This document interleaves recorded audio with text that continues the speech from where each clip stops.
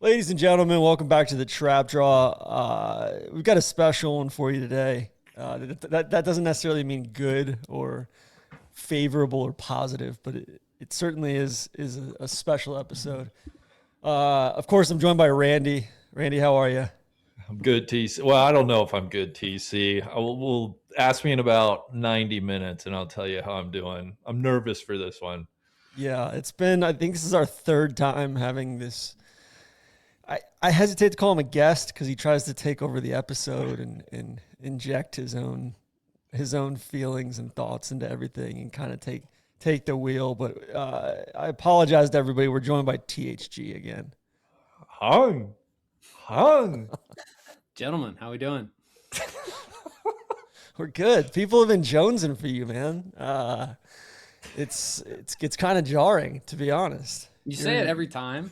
You say it every time that you're surprised, but I think there's a lot of THG heads out there. I think there's THG heads. That's the best. That's we're right. calling them. Yeah, they called themselves that. I didn't come up with that. Call them the Ghostbusters. Yeah, they are. They're underserved, and so I think you guys have an opportunity to give them more. But I'm happy to be here. Well, on the back end of this episode, we're gonna get into your World Cup picks. I hate it because I actually went back and listened to the one from 2022 that we did with you, and you were wrong about a lot of things, but you were right about a lot of things too. So we'll get into all that. We'll give you some flowers. We'll have you answer for some stuff on that front. Thank you. Before we get there, another sensitive subject, Rhoback. THG, I think we're at a point where, well, first of all, let's thank Mr. Jeezy. I would be remiss if I didn't thank Mr. Jeezy. But Rhoback wise, I think Randy and I are comfortable lining some up for you, THG. What about back pay? No. Did Whitney send you any Rhoback? Did you catch Ryan Whitney said he was going to take care of you? I did hear that. Yeah. No, Whitney, hit me up. I tried. I actually looked on Twitter, like if I could DM him, and like you have to be verified or whatever, and I'm not paying for that shit. So hit me up, Whitney. or better yet, get me on Barstool. I'm in the NLU sweatshop right now, getting nothing, and so let's get some Barstool oil going here. Well, so, summer's kicked into full gear. THG, I've been wearing exclusively Rhoback stuff in Scotland and LA. I got this new button down that's just absolutely money. The looper, the lightweight looper shorts, the Delta shorts, the Delta pants. I mean, I got this brown houndstooth vest I was wearing, just so stunting nice. All over people. Yeah. So they've got this sweater polo, the Harbor Stretch sweater polo. THG, this is all stuff that you can probably nab. I don't know if it's included for you, but you can certainly nab it with the draw, DRAW, draw, 20% off your first order through the end of this week. That's at rhoback.com, RHOBACK.com. Rhoback activewear, subtle dog, Americana stuff this summer. It's going off. All right. I have a question. Guys, a quick question. Please, sure. THG. I think so. I would love Rhoback. I don't own any, but I know a lot of people do. Is there any chance that in our next appearance I could do an ad read? That's my ask. Can I write and do my own ad read for one of the sponsors? You can't write it unless you want to get their approval. Oh, they have to approve it? God, that's tough look for you. Maybe our friend Drew can start sponsoring the Trap Draw with his honey company. That. Yes, and then I can read the honey. That's a great idea. Yeah, or you ad lib a honey one. That's what I mean. Yeah, I mean, I'd have some bones to it, but I'd kind of riff. Yeah, okay. I'll take that offline negotiations. I think we could talk about maybe just selling you at a discount, THG, some ad space. You could turn it into a PSA of sorts, and that you could write whatever you want. In that case, if you think money's flowing from me to you, you got another thing coming. This value money is not working. Is money flowing from you to your alma mater, Xavier University? Not at the moment. I just For, changed careers, started a business, so no, we're Hmm. cash is a little tight. okay. Is that going to affect their NIL program or no? I think they're going to do all right this year. Yeah, it's not. Okay. And Sean Miller. TC. Yeah. This a good lead into a mea culpa section. THG, any mea culpas around Travis Steele, the Miami Redhawks, anything you want to get off your chest to the people? No, I think it was a fluffer team and a fluffer conference.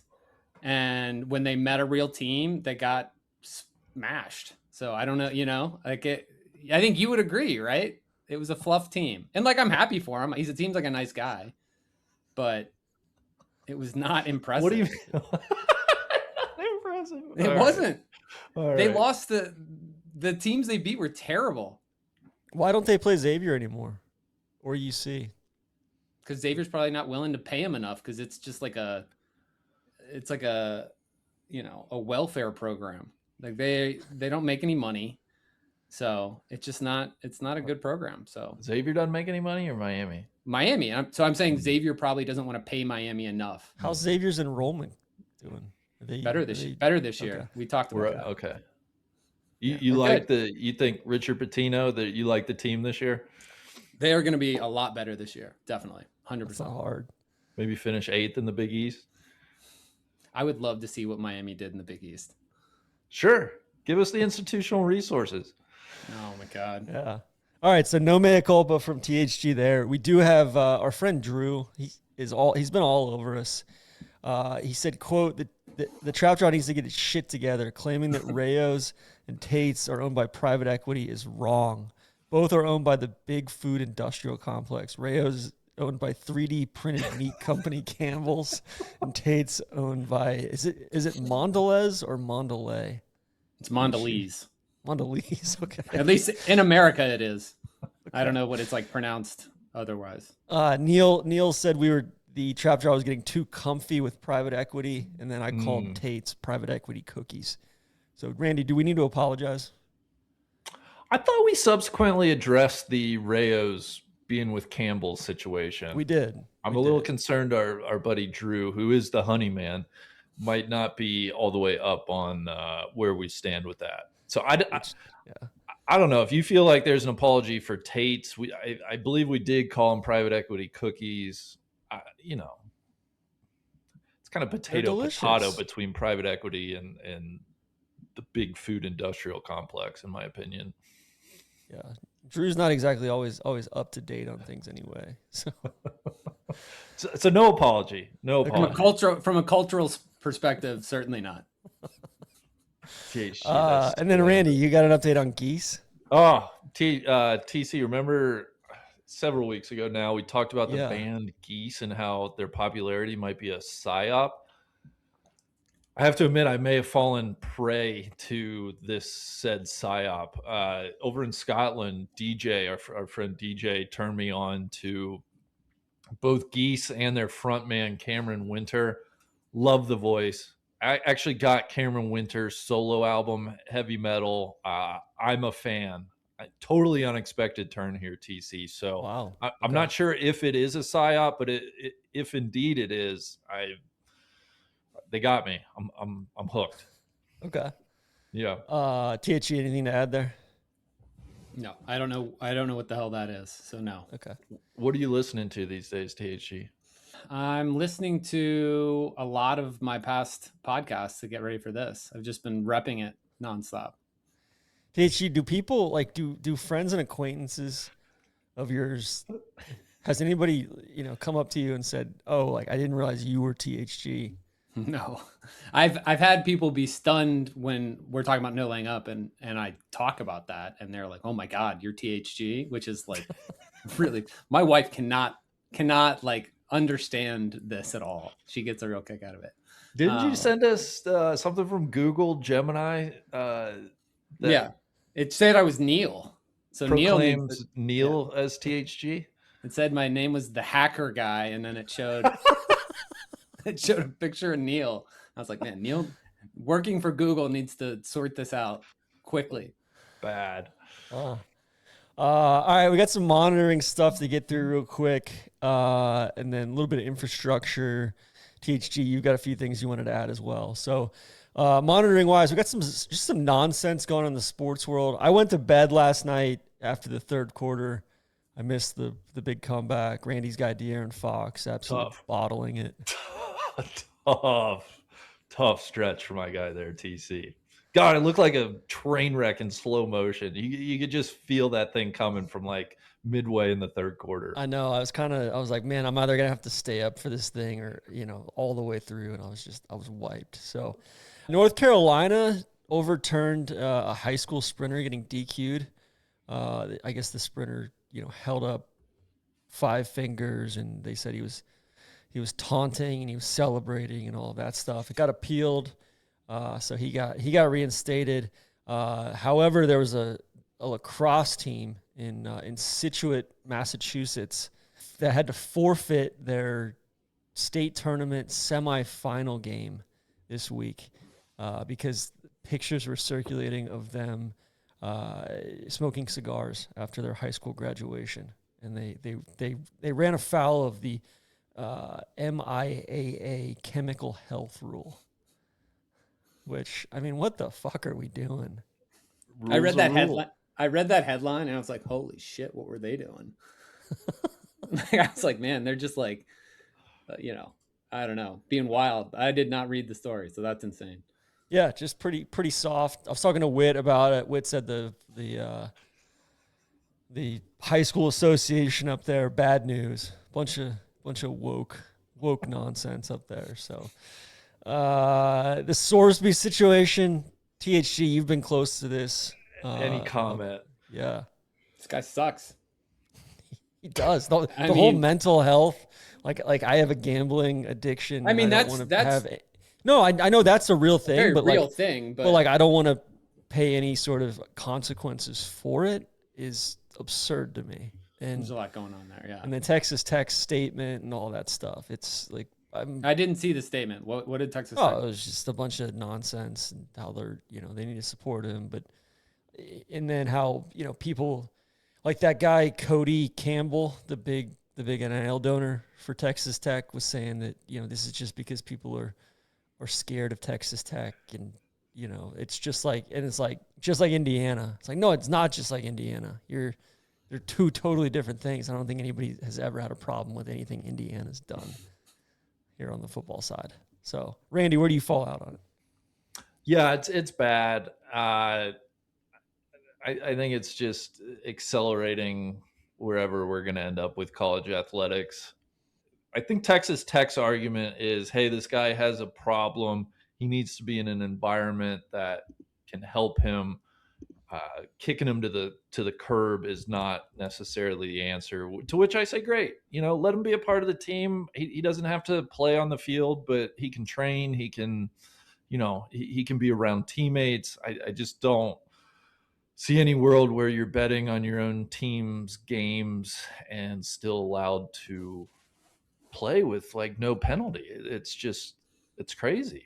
I think it's also insane that all these state judges are the ones adjudicating in these cases when there's clear conflicts of interest. You saw the same thing with, some of these eligibility rulings in Mississippi or, LSU's entire basketball roster. THG's guy Will Wade. It's all that such guy's hilarious. It's all such a farce, man. I mean, the sooner we get to a college athletic like student union that can collectively bargain these, like we just got to get there. I don't know. It's all so stupid. Bengals clearing out cap space. Anything there, Randy, or are they just getting ready for some additional extensions? I think they're trying to extend some of their own guys. I don't necessarily think they're trying to make an outside move. I think it's noteworthy in the fact that this is the Bengals front office acting in a totally new way. And on the heels of the Dexter Lawrence trade, I think it signals a new era for the Bengals, which is good. First time they've ever renegotiated or kicked money into the future, right? I believe so, yeah. It's just insane. After trading a teams first like round the draft Saints, pick. Yeah, it's crazy. I know THG is a Bengals hater. I don't know his thoughts here. I very much dislike the ownership. I think it's like exhausting, and so you can they can say they're doing whatever. I think there's going to be a way he's going to like somehow just take profit this year, just like somehow negotiate something so that he pulls the money back and gets extra money, and then just Scrooge McDucks it. He doesn't care about winning, so He might be, as he gets closer to death. I think he might be. no. And I can assure you, he's profiting regardless. I think it would be. Yeah, famously, rich people always say that's enough money, right? Like we're okay, actually. So that's a famous rich thing. Browns Rams trade. I don't think we had a chance to talk about that. That was provocative. I kind of dug it for both teams, if we're being honest. I thought the Browns return was great with Jared Verse and 3 picks. That's right. Yeah, I think. Listen, the Browns have to rebuild. They need as many draft picks as possible. I get it. The Rams are all about maximizing this window now with Stafford and some of their other pieces. I think it's a good trade. I love getting Garrett out of the AFC North, TC. I think he's now yours and Mr. Poosh's problem, hunting up Brock Purdy. You think Aaron Donald's coming back? Who knows? I don't know. Okay. Bears are continuing to fuck around with Gary, Indiana, Hammond, Indiana. This is bad. That's great. It's great. It's great, but it's bad. It's absurd. Yeah, it's absurd. All right, I don't understand why these locales, municipalities, states, whatever, why they're not putting some sort of downside protection in. It's like, all right, like we're going to enter into some, memorandum of understanding, provided you have to pay us a breakup fee. And so, essentially to kick some skin into the game so that they don't have, like, they're not just getting used for leverage.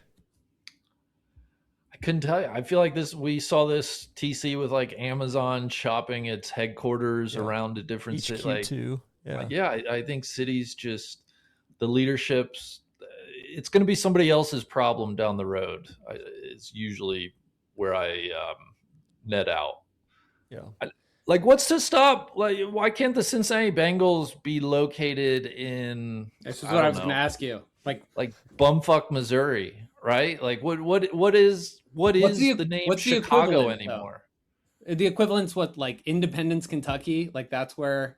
Yeah. Like how far down in Kentucky do we have to go for that reference? Could you have could they be in Lexington, Virginia, or Lexington, Kentucky? I mean, THG, you say you're from Cincinnati. You're not even from Cincinnati. Yeah, this hits home for THG. Yeah. What do you mean? Where am I from then? You're from bumfuck, You're like Southwest Columbus up there. Yeah. Okay. No. I'm not going to say where. Southeast Indianapolis. No thanks. I was closer to being from Oxford. I was a townie, essentially. Yeah. No, I hate it for our Chicago brethren, TC. I really do. It kind of ties into some of the World Cup stuff. I saw some of the stuff that Rahm Emanuel was saying as far as the reason Chicago doesn't have a game or, isn't a host city is because we didn't want to consent to some of the outrageousness in these contracts and, covering up logos or naming rights in the stadiums or providing security, all that stuff. And it sounds like it's going to boil over into a massive shitstorm for the Women's World Cup in 2031. Nice. So, all right. And then, Miami extended Travis Steele. We've kind of been through new that, arena coming. Yeah. God, the Musketeers, they're never going to come We're up. scary. They're going to be so it's very scary. scary. Yeah. Yeah. I saw 8 people were indicted for impersonating shipping companies to steal goods. This one tickled me. I think they were Uzbekistanis. And this is essentially that Travelers commercial where the truck driver's talking and he's like, yeah, they rerouted me and the guy from Travelers talked me through it and everything. It's essentially that commercial playing out in real life. We got some infrastructure news. The Gordie Howe Bridge is opening up, I think, tomorrow between Detroit and Windsor. That's huge news. Kind of allows that that scummy, shitty toll bridge, the I Ambassador. was going to say, is Bridge, this one publicly owned or is this? I think this is publicly owned. Okay. Yeah, it's kind of been a political football as well. So Yeah. and then Uganda is threatening the death penalty on contractors for faulty construction work, which I think I stand with Uganda on this one. I feel like we could probably quote. I feel like we're burying the quote here. What was the quote that was? You got the attached to quote? this? It's probably somewhere in the middle, right? Like maybe it's not the death penalty, but our houses Here, I falling got it. over.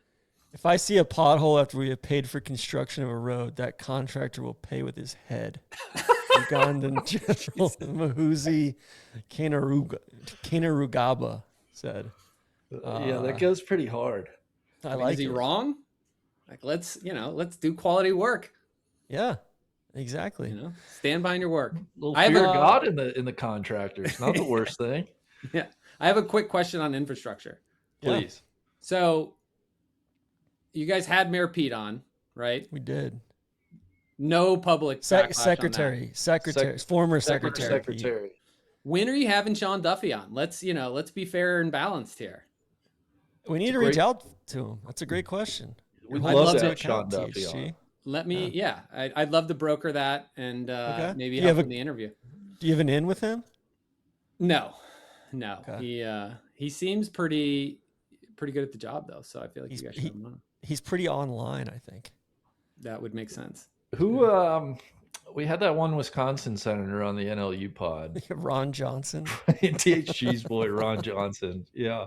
Hey, we're an equal opportunity shop, THG. I would say I would welcome Sean Duffy if he would be open to talking about his time on MTV's The Real World. I mean, what the hell else is he going to talk about? I think he's just like I don't care about comatose. this road trip he's been on. Yeah. Which season was he on? Boston, maybe?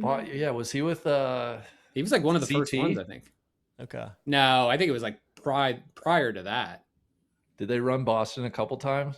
I don't. I thought it was Boston. It might. He have- was I don't know. he was Real World Boston 1997. Yeah, that's like CT was like an embryo at that point. Randy, we got to track down our guy Big Randy from San I know. Diego and the Brad.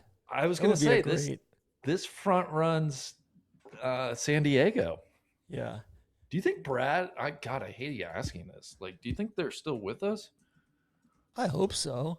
I do too. I'll reach out to Shep. Maybe Shep, maybe there's some brotherhood of reality TV stars that there's some sort of directory or Rolodex. Yeah, Randy Berry and Brad Fiorenza. Okay, yeah, that would be great. Sean Duffy. Yeah, Sean Duffy. So yeah, THG, I- whenever you yeah. want to make that happen, we're Yeah. You I'll said you would advise. broker it. Yeah, Yeah. I mean, I think I'm in the mix. I don't know that I have the social clout as you two to make it happen. You might but have more social clout based on. It's true. People Yeah. love me. There's a lady swimming the entire California coast. Just thought that was interesting. We're gonna monitor that. Yeah. Lone Star ticks. Are you guys across this? Are these the ones that make you allergic to red meat? Yeah, bad. They're hot in the streets up on Nantucket and Martha's Vineyard this summer. So our guy Drew should keep his head on the swivel, head on the vineyard. No, that's ticks. That was Bad. a topic of conversation for us over in Scotland. It was. Neil's kind of at war with him right now. And then Candace Owens and Hunter Biden did an interview. So I don't know if I sent this to you guys or you sent it to me. I But- sent it to you. You were derelict. This is supposed to be your blog. This First is of all, exactly your lane, THG. I watched all 2 hours. Okay. I invested the 2 hours. I would say the first third to half of it was it was pretty much about his addiction, which if you're from an outside perspective, it's super interesting, whatever. But I don't know if you know, it's one moment of seriousness. If you know anybody with addiction in your life, honestly, it was it was a surprisingly hinged interview for the first third of it or so. What'd you about call addiction. him? A wild dog with a huge hog or something? I think Yeah, I don't recall saying that personally. Okay, so the first third is like Yeah, it's very good. human. Very Okay. human. I thought When like a are we very talking good about the laptop? Do I need to go listen about the laptop was in laptop? there totally. But Okay. like Candace, like the horseshoe has come back around, and Candace and Hunter, it wasn't adversarial at all. They were like dapping each other up nonstop. And so I consider myself like a bit of a connoisseur of unhingedness. And this for me, like Not because you believe in it, but just because you're entertained by it or I think it fascinated is by it. fascinating. You're Yes. monitoring. That's exactly right. I'm monitoring multiple situations, and like broadly on the, is Candace is talking about like Macron's wife's situation and Erica Kirk and all this stuff. Like was shockingly hinged in this, in my opinion, in this discussion, which was disappointing in some ways, right? Because Candace is Candace. Well, I was gonna say it maybe begs the question: who's the most unhinged doing it right now? Like, who's drawing the most attention from THG at the moment? Oh man, that's a good question. I don't know. Alex Jones, I'm sure, is still. Nick Fuentes is kind of wild. Um, Obviously, very wild. Sorry, not kind of wild, but like not like uniquely unhinged. I don't think they make him like Alex Jones. I think he's kind of the Like OG. But 101. Candace has got a lot of motion. So A lot of some of What's the motion. What Candace's does that sweet mean? spot? Yeah, what's her? Who's she appealing to? Who's Candace uh, serving? Chardonnay moms who are just like really pissed about like the PTA meeting and how demographics are changing. But now Candace is like anti-MAGA. It's just interesting. She's kind Yeah, I of was gonna say, don't we have a Candace v. Erica Kirk going oh on? yeah, definitely. What's the latest there? I haven't kept up to date. I feel like yeah, I don't know. I don't really want to delve into the Kirk stuff, frankly. That's THG's holding back. a no Okay. thanks. No, THG still mourning. you can watch the videos of Candace talking about it. It's and the Macron stuff is wild. It's all wild. All right, THG, how deep have you gotten in the files? In the Epstein files, Sure. not like specifically, like directly, very little. Okay. There's been a good amount of content I've consumed about it. But yeah, I don't know. No, not. I have not. The Times released a big one yesterday. I have not read that yet, but it sounds like there's some juicy tidbits in there. Yeah. Speaking of files, Randy, you're pretty fired up about this Kathy Rumler Yeah. Oh, getting back in the mix at Goldman Sachs. this TC, I was not across this. Like, are we trying this Kathy Rumler redemption tour? I was flabbergasted to see this.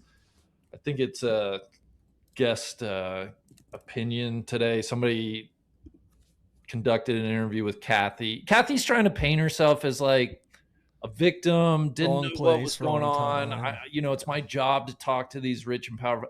Get that the fuck out of here. She needs to go away. I didn't realize she had gotten rehired by Goldman. Like, God, I just outside consultant. ugh, the Yeah. worst. I need these people to go away. THC, anything you're across right now that we need to be adding to our list or that you're particularly fired up about? No, I mean You got nothing? I mean, World Cup stuff is where I've been. What do you mean I have nothing?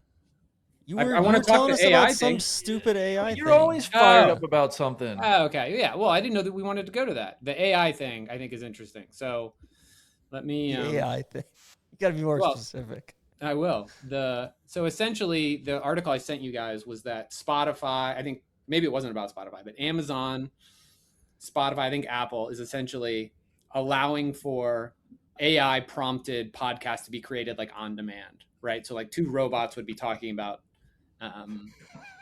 whatever you prompt them on, right? And I guess like I'm curious how you two are going to do when you're unemployed, because I don't know how. I mean, like you're toast, right? Like, do you guys see this as an existential threat? I guess is my question.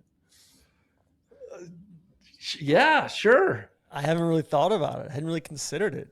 Shit. I thought my job was kind of the last bastion of it can't be replicated. You can't be replicated, THG. I definitely can't be replicated. But I bet I could prompt Alexa to create essentially this podcast pretty easily. Just like two Is Alexa AI?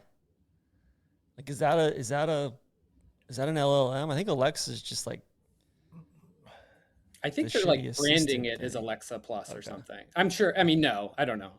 All right, so this is fascinating. You need to create this AI podcast, So, THG, and then share a link on your Twitter. like to me, you could just say, "Give me a knockoff Mike and Sully from Monsters Inc.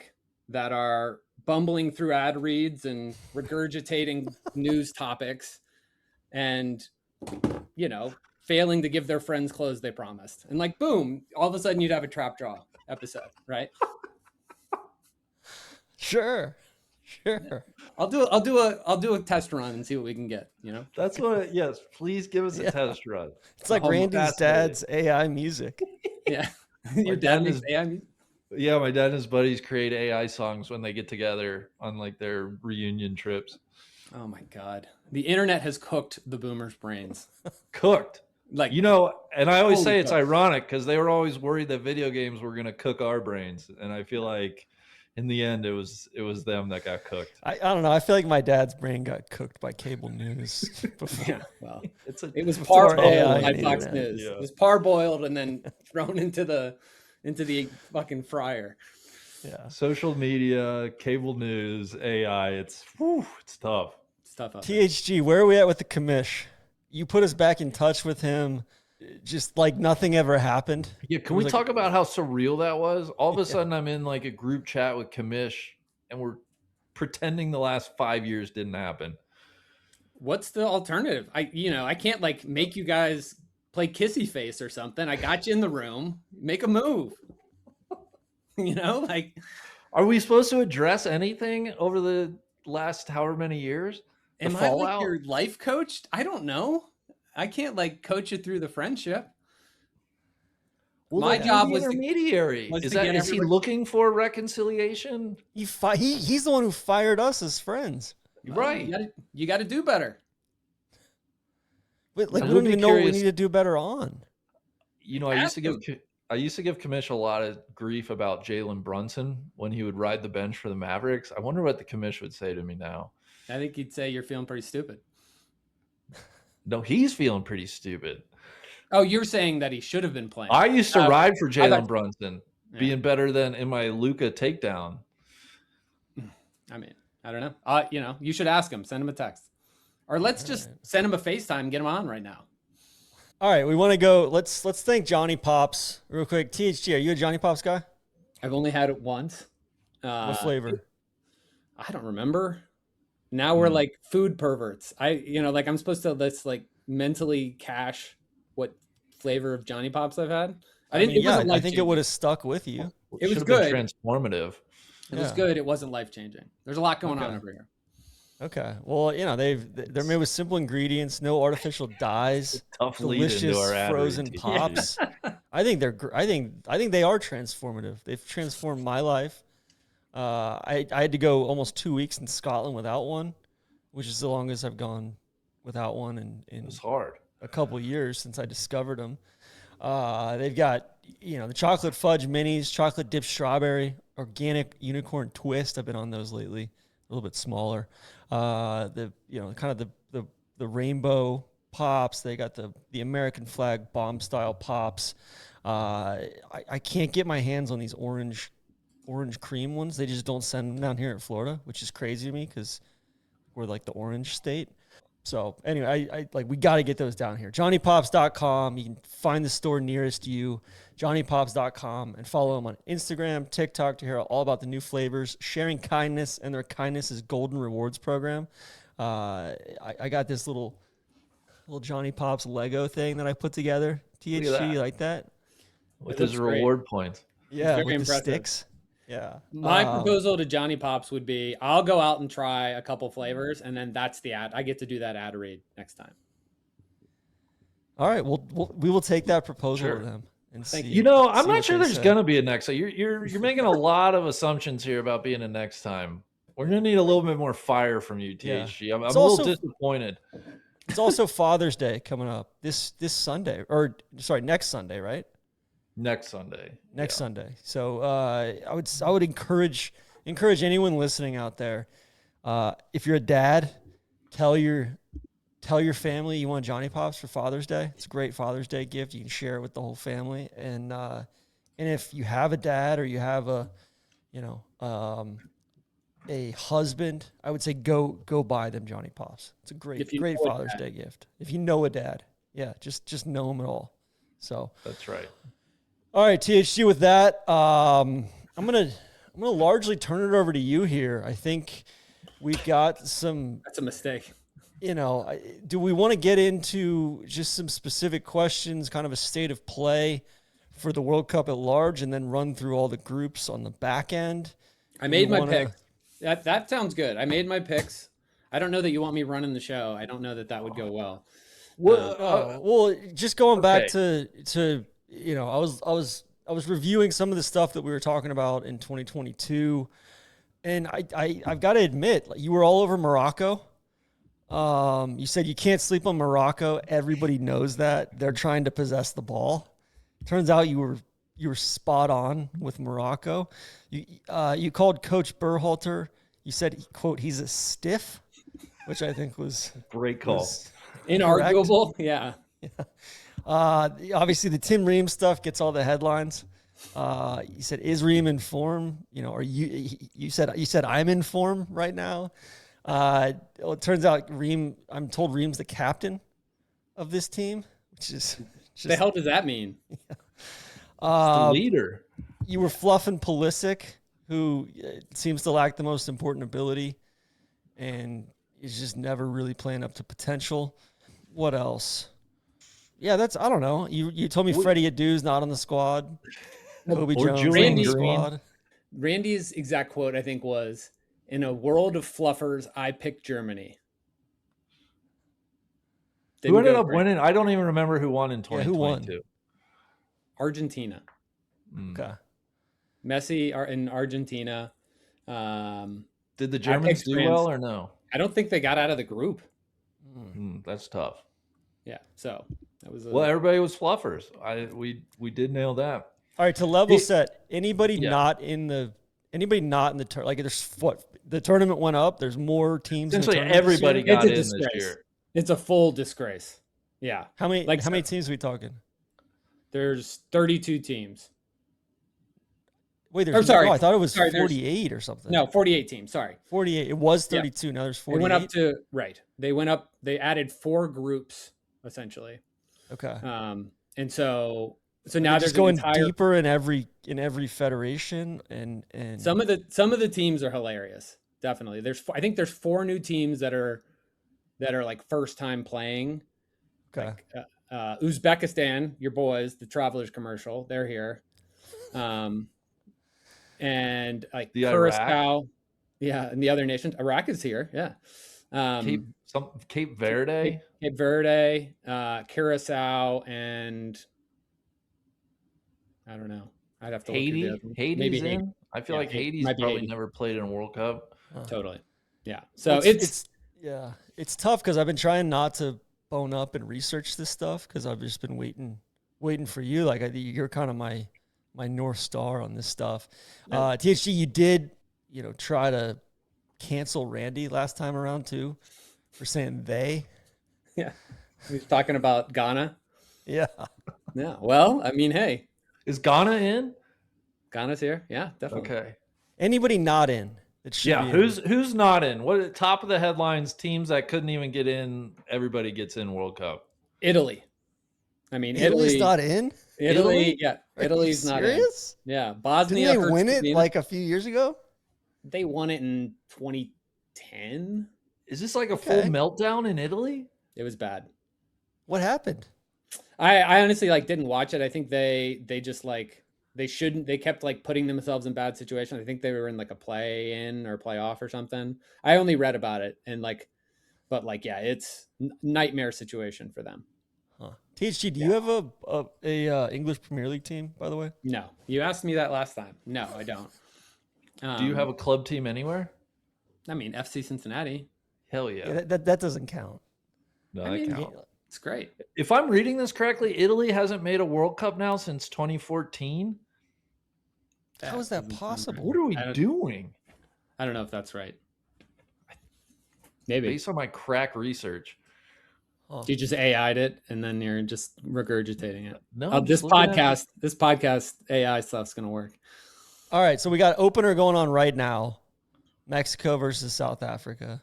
I watched A lot of people were pissed that we're recording this after the start of the World Cup, that they were going to fill out their entire our brackets. friend Bob Sturm said we should call this a review instead of a preview. That one's going on, and then we've got Mexico City and that one's in Mexico City. Then we've got Korea versus Czechia. What is Czechia? What is this new term? Yeah, when did we make that move? I wasn't consulted on it, but no, I don't. I mean, I think there's that. There's Turkey or Turkey, which we'll get to, I'm sure. That's also now pronounced different. Is that Turkey? Yes. Okay. What's going on with FIFA? Like before we get to the draw and all that stuff, what's up with your boy Gianni Infantismo or whatever his name is? Infanti, I think. Infantino, I think it is. He is like a peak demon, just in general. Like he's just a bad guy. Peak demon. What does that mean? I've never heard that phrase. Peak demon. Like he's as a demon, he's like okay. Demon maxing. Yes, he's demon maxing. Exactly. He just looks like a wild character too. He looks like, I was looking at this before we hopped on. He looks like the guy who shot Gabby Giffords. Google that. I don't think I need to Google that. Google image that. How is that even top of mind? Listen, I'm an unhinged. You gotta be on some watch lists. THG. Maybe. How is your brain? How do you not have just worms in your brain? Who could say? They might be in there. TC, I feel like one day we're gonna lose THG. The other thing about Infantino and FIFA, did you guys see about the water bottle rule? No. So like essentially they had initially ruled that you could bring in some sort of because it's gonna be hot as shit at the games. Yeah. Like bring in like Miami and what I'm trying to think where else are the outdoor fields that are. I mean, Mexico is gonna be. Yeah. I mean, there's a bunch. It's just gonna be hot. I think in the Midwest, Yeah. It could be hot. Kansas City. Yeah. Yeah. And so they essentially said that the fans could bring in some sort of a water bottle and that there would be water stations or whatever. And then they like totally backtracked and said like nothing can be brought in. You can't bring anything in, citing that, people are going to throw stuff, which like they're definitely going to throw stuff. But and then they were like, yeah, but water will be available for purchase. And like if you followed the like pricing scandals of this at all, I've seen some of the ticketing stuff. It is absurd how expensive these things are. And so the fact that they're just like extracting as much value as they can by like putting some like 7-year-old kid who's like borderline heat exhaustion, just so like Infantino can like squeeze a couple more dollars out of this event. And then ostensibly this money goes back to each nation and to quote grow the game at some point down the line. Everybody's getting paid. We learned that already. Like it is. If you're not making money off something like this, what are you doing? Yeah, this is just an incredible time to grift. And then stadium wise, we got Jerry World in Dallas. The finals are in New Jersey at MetLife, which is a disgrace. Like maybe the worst stadium in America. Mercedes-Benz Stadium in Atlanta. Arrowhead in Kansas City, Houston, Santa Clara, SoFi out in LA, Philadelphia, Seattle. Seattle would be a good one. Boston, Gillette Stadium, and Hard Rock. Then we get Vancouver and Toronto. And we got Monterey, Guadalajara, and Mexico City. It's just like for me, I feel like the World Cup, and I guess this started kind of going away with South Africa a little bit, and then where was the last one? Qatar, yeah, kind of that one as well. Of like, the vibes were low on those, I think a little bit, but I feel like America's just too spread out. I mean, it was in Brazil. Brazil was sweet. I feel like the South Africa one was sweet. The Brazil was pretty vuvuzelas. spread The out. vuvuzelas, yeah. But I don't know. Like I just think they should have these. You know, it's like they had one in Germany, right? Yeah, I mean, Allegedly. I don't. Yeah, they in there's been France. It's been in you're European centric, is what you're saying. No, I'm not. I don't know. I Yeah. thought No, yeah, the what was it, Korea or Japan and Korea was cool. Yeah. Yeah. Sending PlayStations. It just seemed like Qatar everything in was America like, is well, so okay, spread where are we out. going? There's no vibe.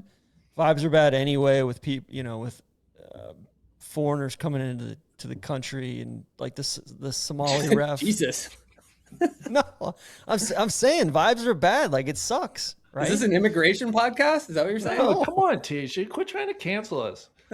I'm just clarifying. No, I don't know. It just seems like it should feel like a big party, and this one doesn't feel like a big party. Definitely, I think it's interesting. Like it is. I mean, U.S. is huge, and then it's also spread out amongst Canada and Mexico, right? Yeah. And so, I think it's just I think you want that party, you've just got to prioritize different things. Like this is, it's gonna be like the most successful. I'm sure they're gonna make the most money of this. Just capital markets everywhere but like have like cheap tickets and have people. You know what I mean? I don't know. I think U.S. Soccer is trying to do watch parties and some different things, but I can report in Denver they've set up like a downtown World Cup like viewing area. The MLS team here, the Colorado Rapids, are pretty involved in that. So I think they're trying to build these spaces, TC, where you can watch the games. But some of it for me, quite honestly, is the U.S. team has been such a disgrace. I have not found them likable for several years. We'll get there.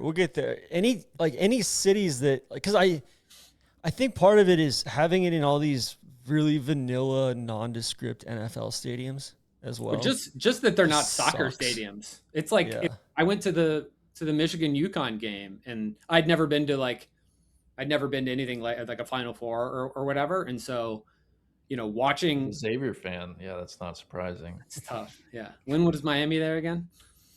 Frozen Four, THG. Yeah. Okay. I was in a fraternity, so I wasn't a hockey fan. So trying to watch like a sporting event in a stadium or an arena that isn't made for it is just, it's like really Sucks. subpar. And so I think like being in an NFL stadium is the first thing. Like what regions or where did they miss? I think is Midwest. Right? I think if you're gonna the Chicago's missing in general, that sucks. Yeah. But you could have put it in Cincinnati or Columbus, and like you wouldn't sell as much. You wouldn't sell as many tickets or whatever. But like I think it would have been an incredible environment. Nashville seemed like another one that big soccer culture there. Denver, Randy, like that one was surprising to me.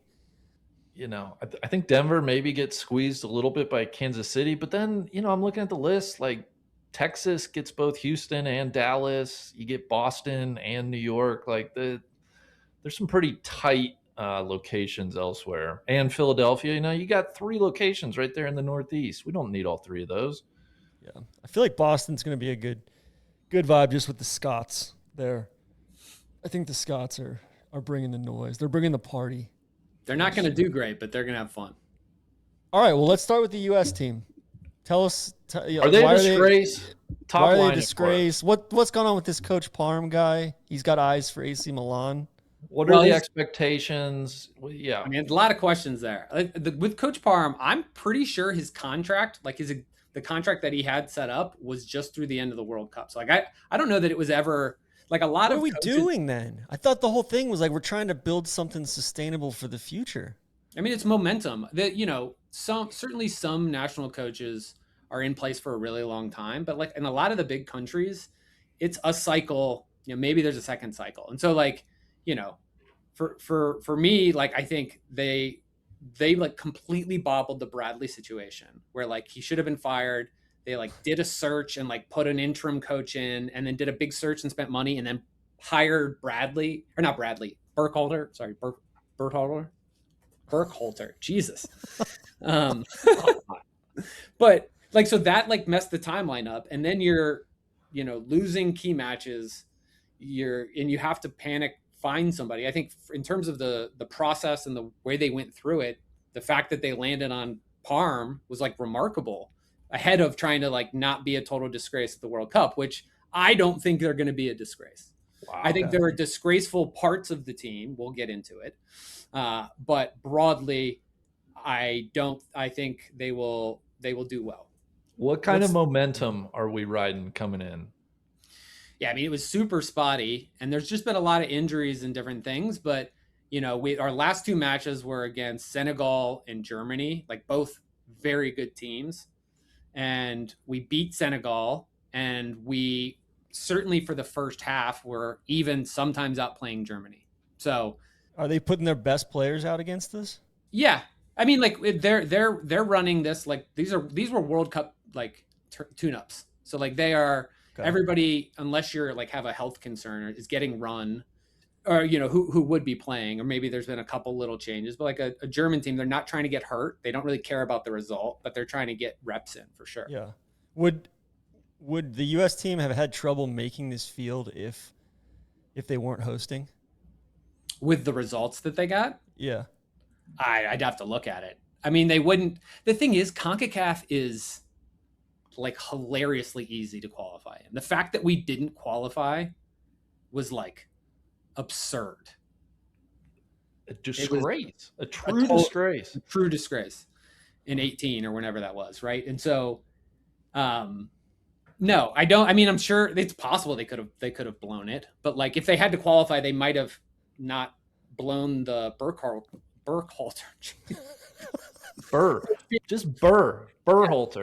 Berhalter. Yeah.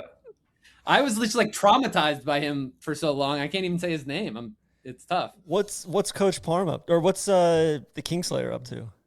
He's, I think, just he's out to stud right now.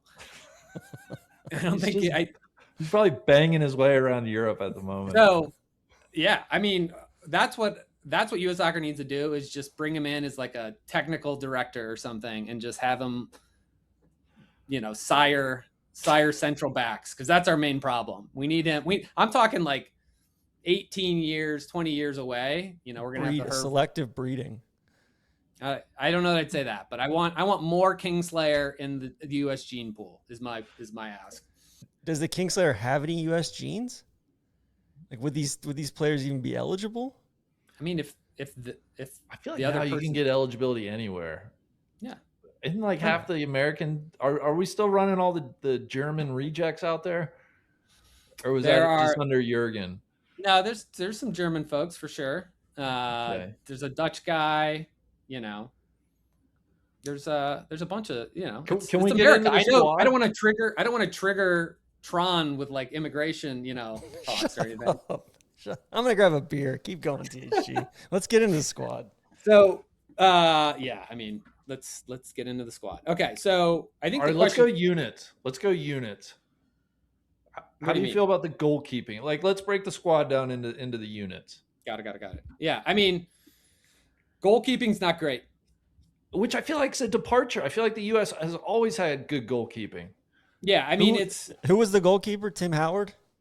Good one that we had. I mean, we had Tim Howard, but we had good keepers. Like, that's like if we were anything, it was like we had a keeper that was playing in like a good European league. Yeah, and we're now in a place where it's all MLS. It's so Matt Turner is who we had last round, and I like Matt Turner. I want to root for him. I don't know if you guys watched the HBO documentary thing. Did not miss that. I've been meaning to. I might fire it up tonight. There's 5 episodes tomorrow. It's a lot of I don't know. It's overdone, but like I came out liking Matt Turner more. I think he's like not great, but I want to root for him. But is he the presumptive starter? No, I think everybody thinks it's going to be Matt Freese. So Turner's who we had last year, and he was fine. Last year being like 2025 or 22? No, sorry. In last World Cup. Okay. And then he kind of fell out, but he's on squad. Essentially, we just don't have good keepers, and so you are 100% right. That is an issue. And what's the story on this Freeze guy? He's a young guy. He's 27. He went to Harvard. and then like he's an MLS. He's like I think he's from Philly. He like played for the Union, and now he's playing for New York City. And so he's a big guy. He's fine. I mean, he's not a strength. I don't feel good about the keepers, like, especially when there's like other weaknesses for me, where like, so we go to penalties. I don't feel great. Okay. So is the weakness in the ball stopping or the ability to like play out of the back? And these are THG. Are you impressed with the tactical questions I'm asking you right now? If this has to be like a chat GPT, God, you're AI obsessed. THG. Well, I think it's coming for you guys. No, so it, like with the keepers specifically, it depends on who's in goal. Like, one's okay. I'm asking about Freeze, the starter, the guy that's going to be playing. Let's talk about the guy who's going to play. THG. Well, I don't know for sure. I'm not Coach Parm, though. That should be a campaign we can get going, right? Let's get me. As soon as Parm's out, I'll plug in. I'll bring you two on for consulting. So Freeze, I think he doesn't have great instincts. Like if you watched any of the Germany game, you can assume we have watched nothing. If you watch a Germany game, it might have been the Senegal game. Essentially, like he will freeze in moments, right? Like he didn't commit to some different things. I think he's unproven. I still think he's probably the right choice. But you could pick one or the other for me, and I think they're both about the same. And then there's another guy, Chris Brady, who stinks. He's a young guy, 22. He's the third guy. You don't have to worry about him. If he's does he stink with like upside projection, or is he just stinks and he doesn't have any upside? He blew it.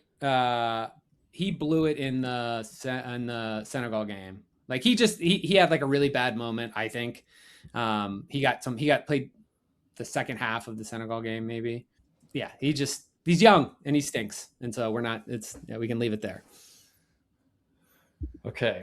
This is very disturbing to me that we don't have, I mean, can we bring Tony Meola out of retirement? Can we get Tim Howard? What makes a good goalie? Like, is a good goalie? Brad Friedel is not walking through that door, is he? Like, where have all the great American goalies gone? Like Randy, would you have been a good goalie? Are goalies normally tall and long? Or are they? I think that helps. Rubber bands.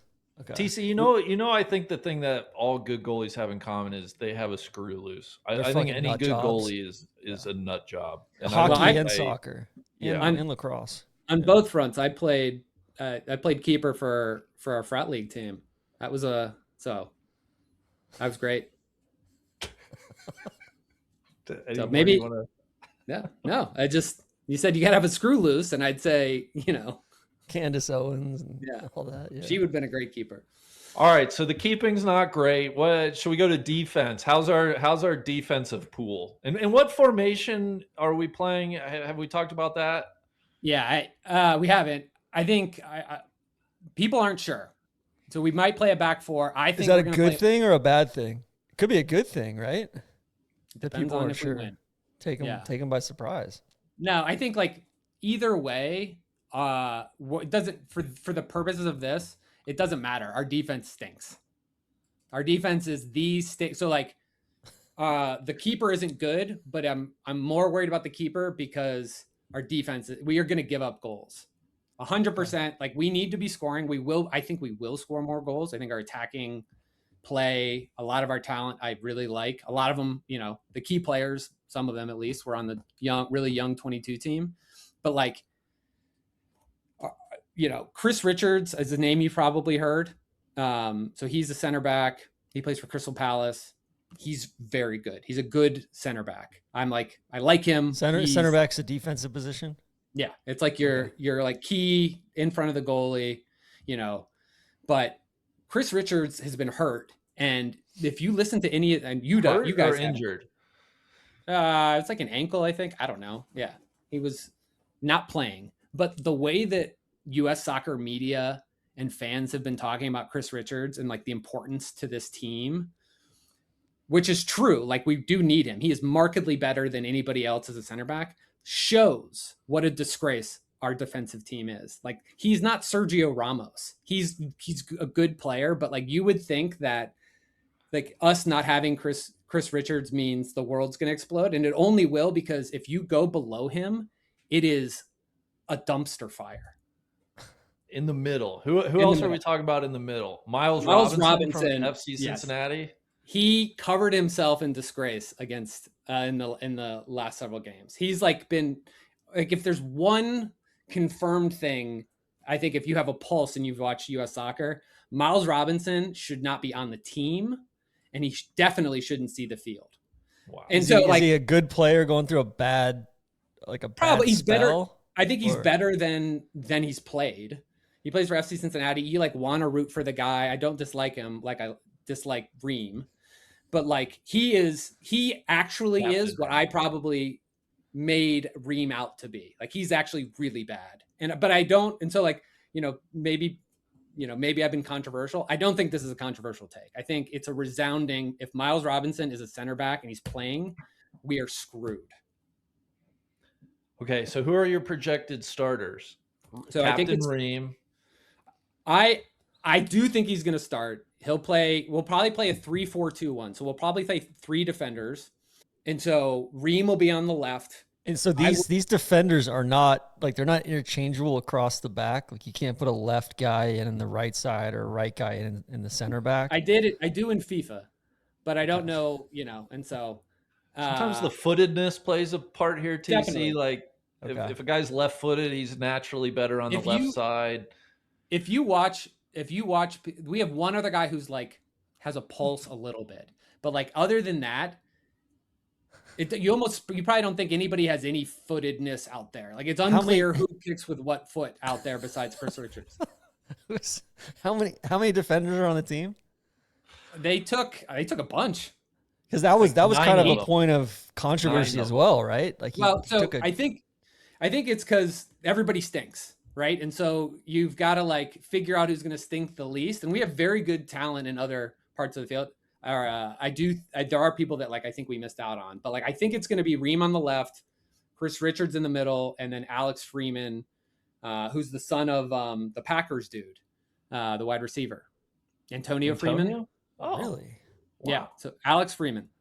How now? Unless that was like a fever dream, and like that's gonna be a mea culpa for me. So he's gonna try to find a hot hand, basically. Exactly. So I feel like Anthony Robinson has done some good things, as has Serginho we'll get into Dest. We'll get into the wing backs. I'm talking about central backs. I'm talking about defense. Oh, okay. Those are wing backs. So if we run a 3-4-2-1, which is what I think he'll roll out, we'll then get to And a 3-4-2-1 does not include the goalie. Right. Okay, that's right. Right. So it's quick math on Randy there, doing the math of is that. So yeah, so no, it would be the 3 in the back, and in front of Freeze, and so it's going to be Freeman is the only one who I think has a pulse. If you go down the list, like I would rather personally, if I'm starting the team, I'm putting Austin Trusty in for Ream. Ream wouldn't be on the field for me. Has Ream developed at all since you shit on him 4 years ago? Since you shit on him 2 years ago, he's worse. He's what? He's like older than anybody on the team. 38. Yeah, wide margin. I mean, listen, there's people who love Ream and that'll, will bump their gums at me about this. But like nobody who loves Ream is going to say Ream's better now than he was then. That's not happening. I think it's a starting point conversation. What's the draw with Ream then? Just veteran experience? I think he's got blackmail material on U.S. soccer, I think is what it comes down to.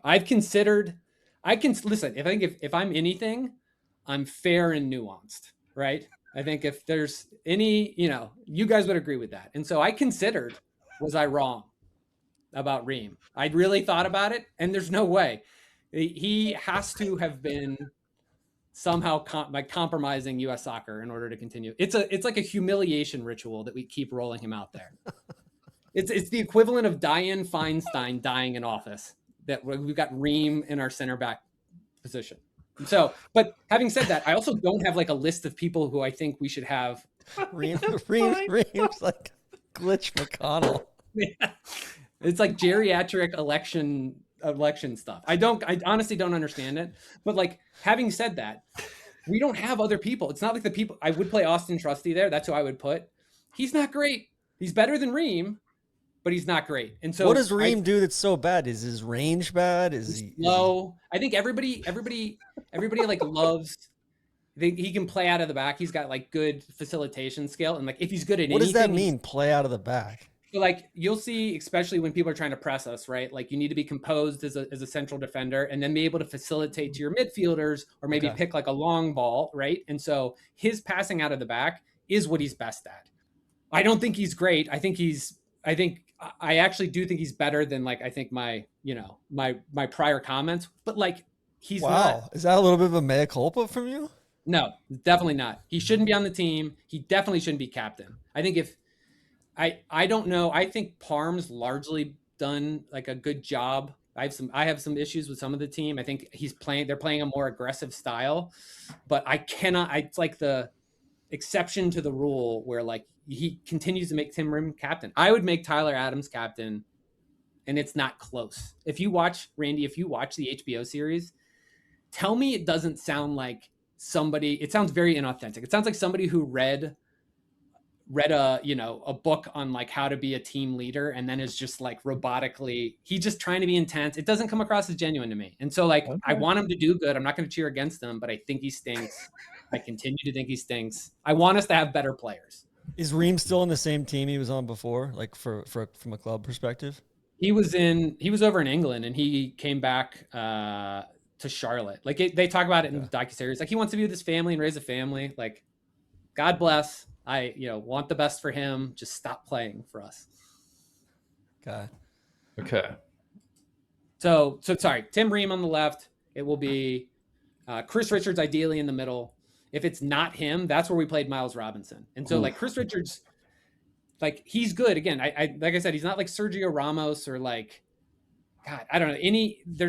Give me Iguchi Onyewu over most of these center backs. If you do, remember him?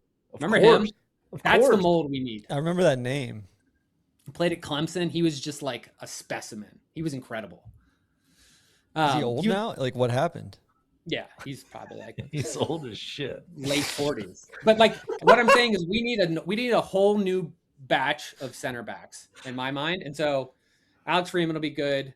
So that's the team. He'll be okay. If we don't have Richards, I'm playing Mark McKenzie in the middle. I'll play almost anybody over Miles Robinson in the middle. You could put Matt Turner at center back for me over Miles Robinson after how he's played the past couple of times. So I want the best for, I want to cheer for him, but like he's been really bad. So I would love a turnaround. I just don't see it. So those are the back three.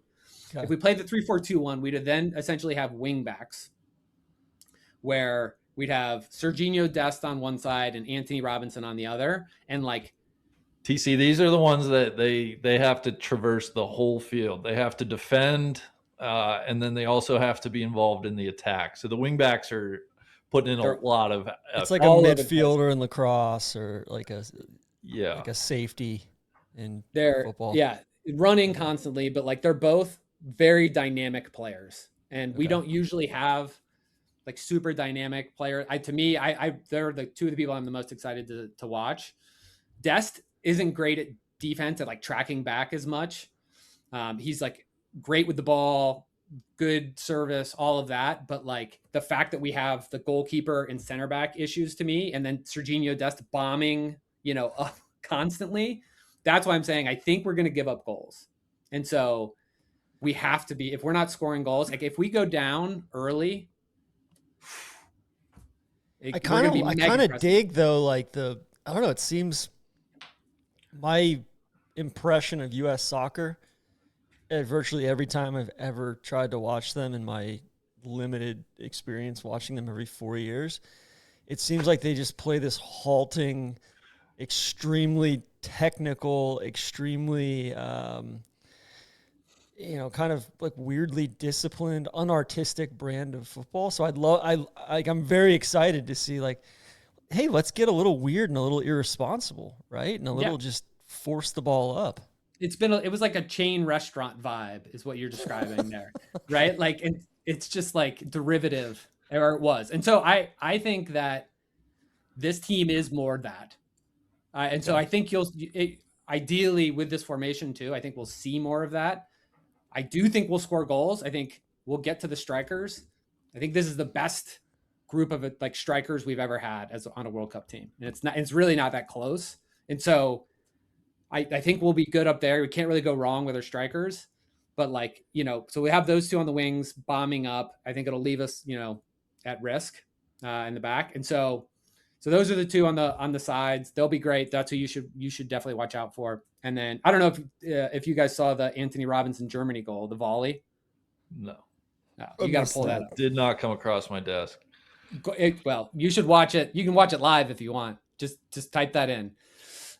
It was incredible. It was like an incredible moment. So he's great. And then in the midfield, if we play this, we'll play like a double pivot, essentially midfield, where it'll be Tyler Adams, who I think should be the captain. And he's kind of like a holding. He's going to be box to box. He's going to be playing all over the place, but he's doing a lot of defensive work for sure. And then it could be Weston McKennie there next to him. He plays for Juventus. He's great. Love Weston. He was on the last team, right? Definitely. Yeah. So is Tyler Adams. Okay. He could play there, or Malik Tillman could play there. I don't know if they do. I think Malik Tillman will play as well. He'll be on the right side. And so I think they kind of just switch back and forth, because Weston McKennie's great at attacking. He's like kind of great at being really aggressive. And so I don't know which one's going to start where. It could be either. But they'll play kind of back and forth depending. So, okay. I saw this Anthony Robinson goal. Great strike. Nice finish. I'm worried he might have very dumb hair, though, THG. I mean, he's got like a dyed blonde, curly mop on top. Like a Mahomes kind of thing going Randy having a problem that his hair's curly. Just, TC and I like to call out dumb hair when we see it. A good hair last night. Stefan Castle. Great hair. Yeah, it works on him. Yeah. Or THG. You have a similar thing going on. Mike LaFleur, the new head coach out in Arizona, some of the dumbest hair we've ever seen before. You got to pull him up. I'm not saying his presser yesterday. It's bad, man. I don't know how you could command a locker room with that hair. What would you do with it if you got him in the chair? Stuck between two different. I mean, you're talking like I would shave it, but he's just got to commit to one thing or another. He's got two different things going on. Jesus. Yeah, That's it's right. not a serious haircut for him. It's like a Muppet haircut. Yeah. It's bad. God. All right. THG, So how much variety is there between like the different setups you can play or the different formations you can play? I don't know. For our team, not that much. Okay. You have to be, you have to be loaded with talent like a France. Like France. Yeah, like what is like someone like somebody who's the opposite of the US? Like what's the most opposite formation that somebody plays versus the US? I don't know. Like, I don't think there's like, I don't know. I'm probably out on my skis here because I didn't actually play soccer, right? But like, I don't know that there's except for the frat league goalie. Totally. League. And to be clear, I was very good. In a lot of FIFA.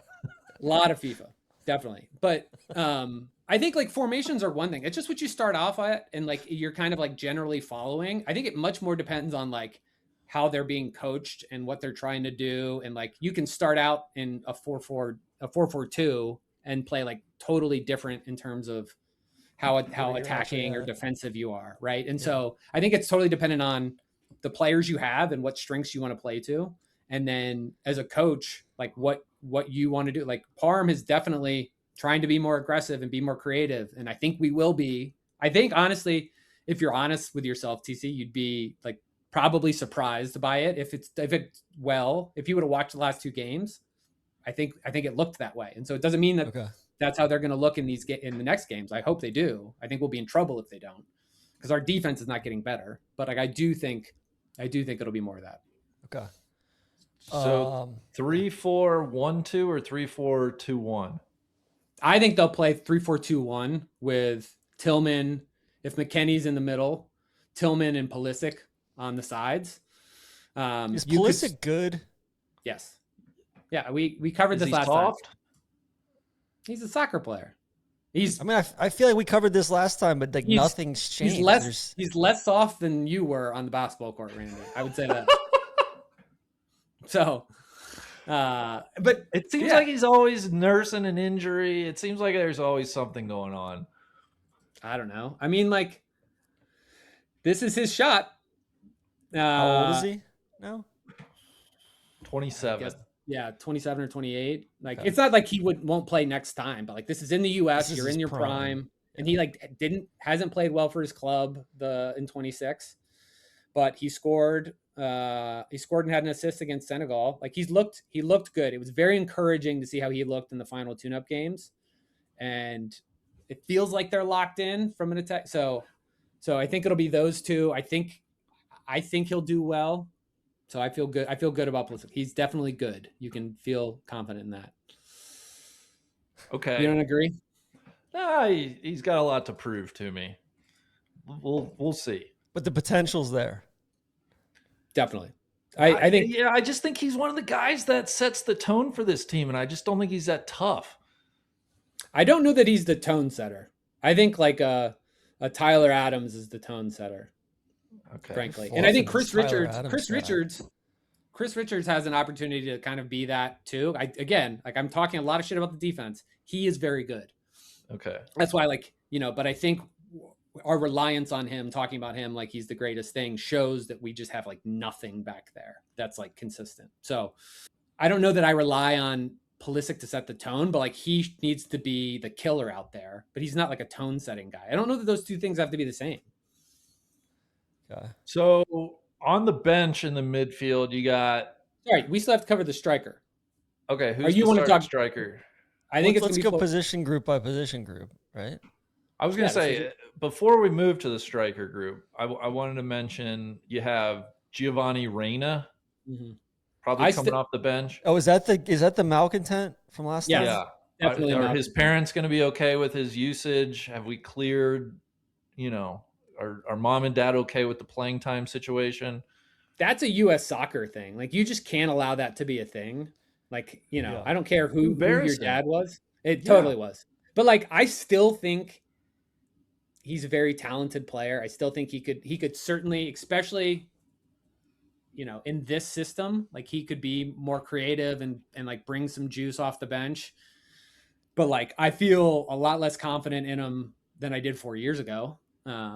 So I'm hopeful that he could make an impact. And he's fragile. He's always hurt. Yeah. It's the shocking that he's healthy. This is the biggest issue. The biggest issue we have here. So I named, I think central defense and goalkeeper are 1 and 2. 3 is midfield depth for me. I think it's like a major concern. So like Tyler Adams is. I mean, how many of these guys actually play though? A lot of them. They're. You mean Tyler Adams play in the World Cup or playing a lot? Yeah, like you can't really like make many substitutions. I guess, right? yeah, but there's no depth. So like Tyler Adams is a very good player. I like him a lot, but like you made that clear. But hey, but like we just don't have, like, if he's hurt, I don't know. We're gonna play Christian Roldan there. Like, that's my other guy who shouldn't be on the team. Christian Roldan sucks. He doesn't suck as bad as Miles Robinson, but I don't know what he does that's good. Sure. And so we could have brought Tanner Tessman, who's a young guy who would have been way better. I would have definitely taken Diego Luna. Have you seen Diego Luna, Randy? I feel like you would love Diego Luna. No, I don't like Diego. I don't like what he's about. Oh, I love it. That's flashy? The tone setting. Yeah, he's a little look at me. He's just a wee lad. Like, how do we not have any physical specimens? These midfielders that are just go back and listen. That is the exact same situation. I think that might have been a quote from you last time. Like where are they? There's supposed to be this whole fucking revolution and we are already youth movement and surge. We're already 2 years behind on my Irv Renard, play. Like, we need that's a moonshot thing to get him going and kind of breeding some different center back. No, I don't know. I mean, like, we don't have specimens. We're not there. We're better than we were. We are moving in the right direction. This team is, I think, probably, I don't know, maybe people would argue with me. I think this is the most talented team we've had ever in the World Cup. So do you think Brendan Aronson and Sebastian Berhalter, Coach Greg Berhalter's son, are they going to get any run? What do we feel about them? You said Brandon Aronson or Brendan Aronson or whatever. Yeah. I think he'll play. He's going to play. I don't know. He's not going to play for Weston I guess he could. I'd rather have him back there than Roldan.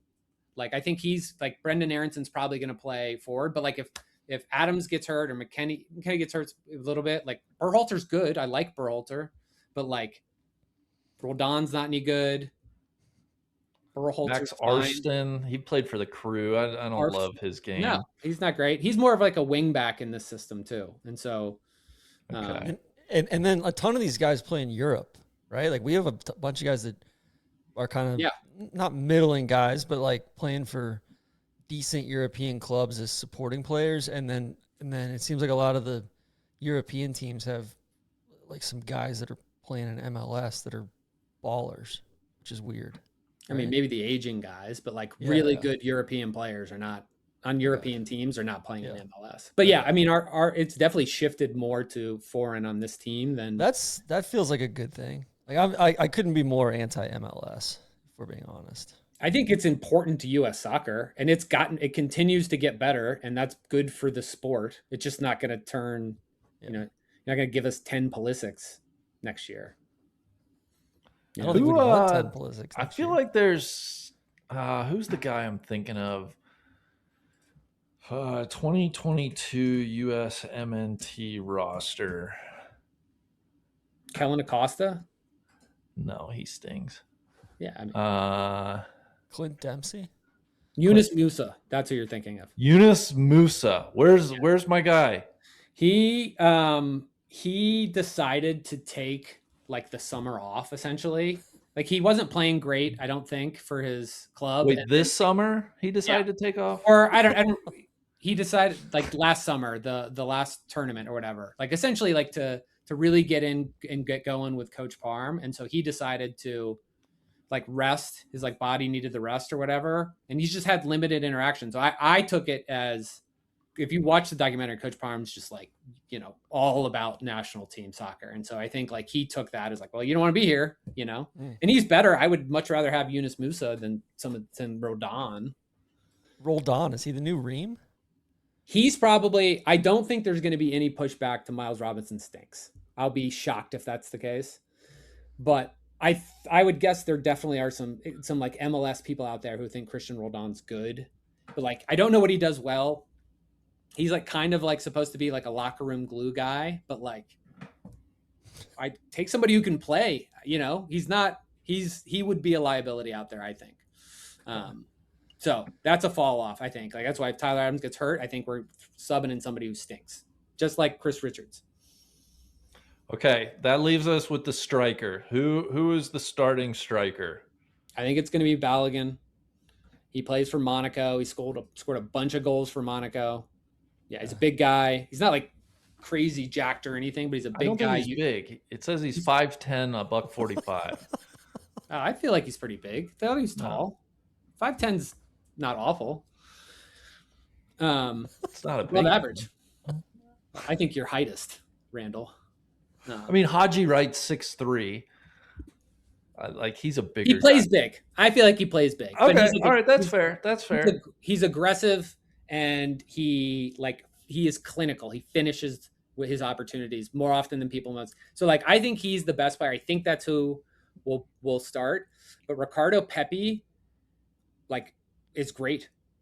I think you could play either one of those guys. They play different. So like Ricardo Pepi's more of like a hold up guy, right? So like midfielders are bombing up. You got a big guy who can use his body well, get a pass and like kind of, give go situation, like a 1-2.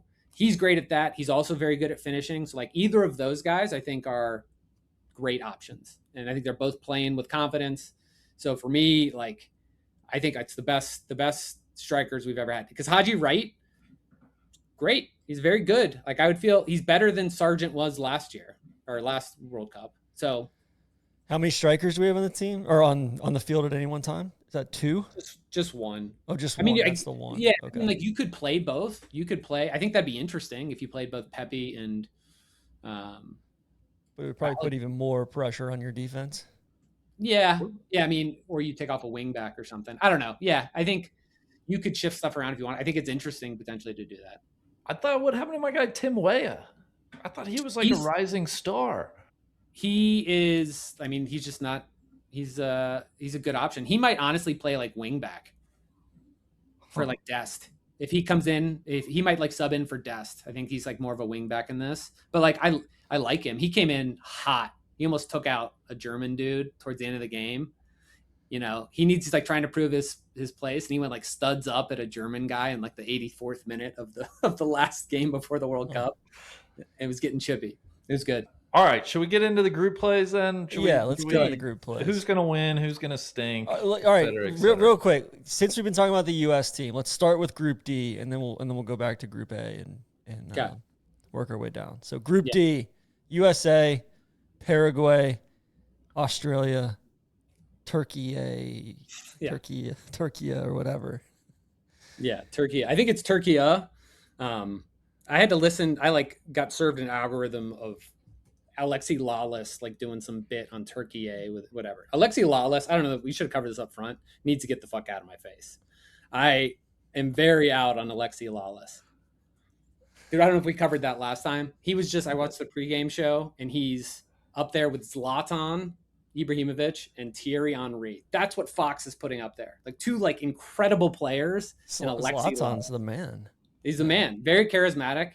And Lawless is up there. He looked like he was wearing a blue, thick pinstripe suit. He looked like an extra from Boardwalk Empire, and he's just yapping about God knows what. So. Lawless, I can assure you, is very concerned about the people coming into the United States for the World Cup. THG, what's your guy Landon Donovan up to these days? Just chucking him from the cheap seats still? Have you seen him recently? No. He got a rug. Oh, I did hear that. Yeah, it was jarring. It was like a jump scare when I saw it. He's somebody who, especially in the U.S. soccer world, was very publicly bald for a long time, and I think he's messed with it. I think to be honest, he was very open about it or whatever on Twitter, and so I don't actually want to make fun of him because he seemed hey, this is good for me, and he kind of did it the right way, but I hadn't followed it, and so I saw him and I was like, holy shit. No, you gotta kind of boil the frog a little bit and get everybody ready for it. I was caught unawares, and it really hit me. It's like Tron all of a sudden coming on the pod, Randy, and he's got a full ass head of hair. God, you just Google Landon Donovan hair. There are some great pictures. Did you see I mean, it looks wild. He didn't look like that when he was 23. No. It's like Zach Johnson. All right, Group D. All right, who do we like coming out of this? I think we're winning the group. Wow. Winning the group. Okay. Definitely. That's my take. I think we've got so for me, what I think it's going to be USA, Turkey, or whatever, Paraguay, and then Australia. I think Australia, I'm picking, I think they're very underwhelming. But all right, so you're most worried about Turkey over Paraguay? Okay. Yeah. So Paraguay lost Enciso or whatever, who's their best. He just got hurt in the practice game, and so he might come back for game 2 or 3. I don't think he's supposed to play against us, which is great. He's their best player, and or one of the top 2, and so we're gonna get an Enciso less Paraguay. But Paraguay's, I think it's gonna be chippy. They're gonna be chunking it up, kind of, playing defensively, sitting back, and kind of inviting the U.S. to try to go at them. Mm-hmm. And I think, if they get a counterattack and you've just got Chris Richards sitting next to 2 potatoes, we are just, I think they could score. So I think if we go down early, we're in trouble in Paraguay. So that's if you want to know if I'm struggling, if I'm worried, we're down 0-1 against Paraguay, because I think it's 0-1. Okay. So I think we're gonna beat Paraguay. I think we're gonna beat Australia. I think it'll be ugly. Australia is gonna play defensive kind of too. And then Turkey, I think we're gonna go in with 6 points, and I think we draw Turkey. Okay. And that's where Landon Donovan got his hair done. Could be. That's true. Turkey. That's mixed allegiance. So as far as the group, it feels like there's some relative depth in this group. Nothing. There's crazy, sexy. Just solid teams. Very solid teams.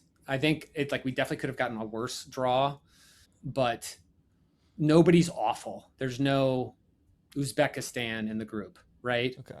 But there's also like not, you don't have one of the mega powerhouses in the group either. It's us and Turkey's like very, very. They have a lot of skill, but like I don't know, it's not that bad. Where's the U.S. playing the games? They play 2 in California and 1 in Seattle, maybe. I don't know. One of you can check that. I think it's L.A. I think they open at SoFi tomorrow. Yeah, I don't know where after that. Okay. All right, going back to the top, Group A. Yeah.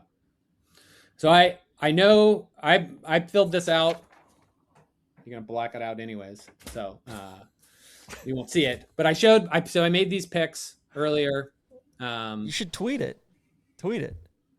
Okay. Afterwards. Yeah, not a bad idea. Mexico is going to win the group. I'm picking South Korea to finish second. Okay. And then Czechia third. I think it's kind of a pick 'em between Czechia and South Korea. I'm a Sun guy, so the guy who plays for South Korea. I'm a fan of his. They have two guys in South Korea who are good, Sun and Kim. But I think they're going to finish second. And then South Africa. So fair call out. Like when I came downstairs, it was 1-0 Mexico, but South Africa looked horrendous. So I would be shocked if it's not a blowout. They will finish fourth. Is Mexico what's up good? With Mexico, yeah, they're fine. No, they're not. I'll try. They're fine. They've done better than us the past several years, but like they're not anything special. It's a low bar. Do they still play the same? What was their style of ball? Didn't they play like a Mexican? I don't know. They always played a bit more beautifully than we did, TC.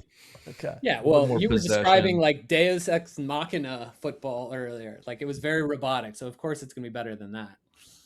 Seems like a solid group. Anything on Czechia? Are they?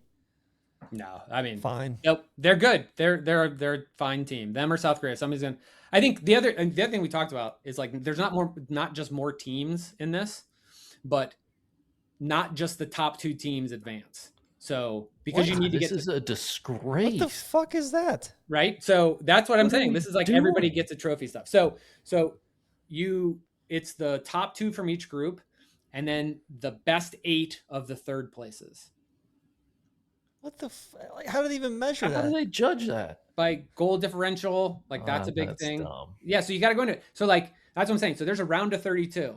So there's 12 groups. And so 8 of the 12 third place teams are going to get through. And then do they get like do the top 2 then have buys or something like that? Is there? No, it's a round of 32. Like play in? It's round of 32. And so like if you're the I think they've already arranged it so it's like first place team from this group plays third place team from that. I imagine how I haven't like seen that set up, but like if you want to win your group because you have a chance to play, Panama instead of, Croatia. Like you'd rather play Panama, right? Yeah. And so if I picked, for instance, Kamish was always across the Panamanian. Love Panama. Yeah. So I think there's a reason, like third place teams should then go get worked by the first place teams, but yeah, it's confusing. This is just a disgrace. They're cheapening everything. Yeah. But here's the thing. This all goes back to your boy Infantino, who money. It's a money making operation. So many more games, more countries. Yeah, it's. Wait, are Costa Rica and Chile not in this thing? Like those were always a couple of my squads too. Like they were always interesting teams. That's the thing is like South American. I mean, Costa Rica's in CONCACAF, but like Chile is a great team. Like they're very talented. They're not here. Like CONMEBOL's the South American qualifying is very difficult. And Europe too, obviously, right? Like, but it's a crown fest in CONCACAF. How far over does like what does Turkey play in? I think they're Asia. Okay. I honestly don't know. That's a good question. Yeah. All right, Group B: Canada, Bosnia and Herzegovina, Qatar, and Switzerland. I've got Switzerland winning it. What a fluffer group this is. Yeah. It's a fluffer. Well, Bosnia-Herzegovina is who got in, I think, instead of Italy. So so So they earned their way. But I'm picking them second. They've got Eden. You remember The Eden Dzeko? Canadians are going to be not happy. That's right. The Canadians can come talk their shit if they want. I'm picking Canada third, and then Randy's Qataris in fourth. Would you take who's Canada's coach? Jesse Marsh. Would you take him to lead the United States after Coach Parm leaves? Parm, I want to bring Klinsmann back. I'm with you there. Let's bring Klinsmann back. I think Yurko got a raw deal. I thought he signed like some sort of a deal with like one of the clubs. He's living in California, just crushing it. He's doing media drops. He saw a lot of him in stuff for the World Cup. So Marsh is fine. Yeah, he can be in the mix maybe. Is Switzerland good? Are they interesting? Or are they just like the best of a shitty group? I think it's kind of a meh group for me. I think Canada, if Canada wins it, I won't be interesting like with the Canadians. They've got Alphonso Davies and Jonathan. I think it's Jonathan David, like two very talented players that play for, I think, Bayern and Juventus, maybe. I don't know. I forget where the other one plays. But they're very, very good. They're playing in very good leagues. Okay. But I still think they're going to get third because fuck them. I don't know. Hell yeah, THG. All right, Group C: Brazil, Morocco, Haiti, and Scotland. This is interesting. I like this. Morocco, number one. Wow, winning the group. Is this a strong? Who's like the favorites coming in overall? I mean, obviously Brazil is always one of the favorites. Is this a good Brazilian team? They're good. And you think Morocco is going to? I think Morocco. Them. Yeah, I Hakimi, Brahim Diaz, like Moroccan. I've been a Moroccan guy since I saw him play. I don't know. I guess I would have been like 21 or whenever you asked me about it in 22. They came and played, and like the fans were going wild. Like, and I was just like really impressed with them. And so I think they're gonna win the group. Yeah. Does Brazil still have a bunch of the one name dudes? Got Vinicius Jr., who's like their guy. Neymar's still on the team, but like he plays in like a Brazilian league or something. So he's like not a. Okay. But yeah, I mean they are a objectively talented team. I would imagine. I haven't looked at the odds. I would guess they're top 5. Yeah. Haiti is going to get baptized. It's going to be tough. Scotland just doesn't possess the ball, right? That's what I heard. They just don't like the ball. I forget what it was. This is like, I thought it was like Scotland's first World Cup since like 2002 or something. Like they have not been in a while. I don't think they're going to do good. I think they'll probably be better than Haiti, but like Scotland's not going anywhere. So all right. So if anybody other than Brazil and Morocco advances from that group, it'll be Scotland get a third place. We could get a third place. Scotland could absolutely. But Scotland's got an uphill battle with. They would have to absolutely baptize Haiti in order to get the goal differential going, right? It might just be like a cross baptism type situation where everybody's just getting theirs. It's like the Clinton Foundation with Haiti. All right, we talked Group D. Group E: Germany, Curacao, Ivory Coast, and Ecuador. I'm picking Ecuador to win the group. Wow. Going against my Germans. I think Germans very well could. I'm sure they're the favorite to win the group. Germany is very good. They've got, Florian Wirtz and Musala or whatever you pronounce it. They're very talented. And they beat us, right? But I'm picking Ecuador. What do you like about Ecuador? Got a great defense. I think Caicedo. They're very. I think Enner Valencia's probably still plays. Like he's like been the guy who's been there forever. Caicedo's a badass though. He plays for Chelsea in the midfield, and so I just think they're going to surprise people. They're going to win. So it's going to be Ecuador, Germany, Ivory Coast, and then Curacao is going to be. They're not shocking. Is Ivory Coast good? They were always interesting, like them. And they don't have Yaya Toure or Didier Drogba anymore. But I don't know. Honestly, I don't know like up and down their roster. They're good. If they made noise, it like wouldn't be, world changing. Okay. It seems like there's more parity than ever too. Like not only is Everybody there stinks. more depth, but yeah, everybody's just like nobody's as dominant. I mean, France is pretty incredible. Okay. Also, why doesn't Italy hire Coach Parm to coach They their might. national team? I don't know. All right, Group F: Netherlands, Japan, Sweden, and Tunisia. Does this have whiffs of the group of death? It's smelling like that right Japan's very good. So like that's no joke. DC and I are very much into Japan. Yeah. Honestly, maybe more so than the United States. And Sweden for me too. Like obviously they didn't make it last time. No Ibrahimovic, but got to root for my Swedes. There's only 9.5 million of them. I think Japan brought in Bill Parcells as a special consultant. Yeah, thank you, THG. We all get the reference. Surprise plays, things of that nature. He was sitting on that one. I mean, you guys said a lot. It's an all timer. It's one of the best. It's an insane thing to No offense to anybody though, obviously. No offense. So I'm picking Netherlands to win the group. And Kamish loves the Netherlands. Is that still Kamish his was always a Netherlands guy. He was a big Arjen Robben fan. Who was the other one? Like him. Arjen Robben and then Wesley Sneijder. Schneider, yeah. It was a big bald. Landon Donovan's like forsaken thee at this point for those two. Okay. With the rug. So Netherlands are still good. Still very playing. good. Okay. Yeah. So Netherlands will be first, Japan second.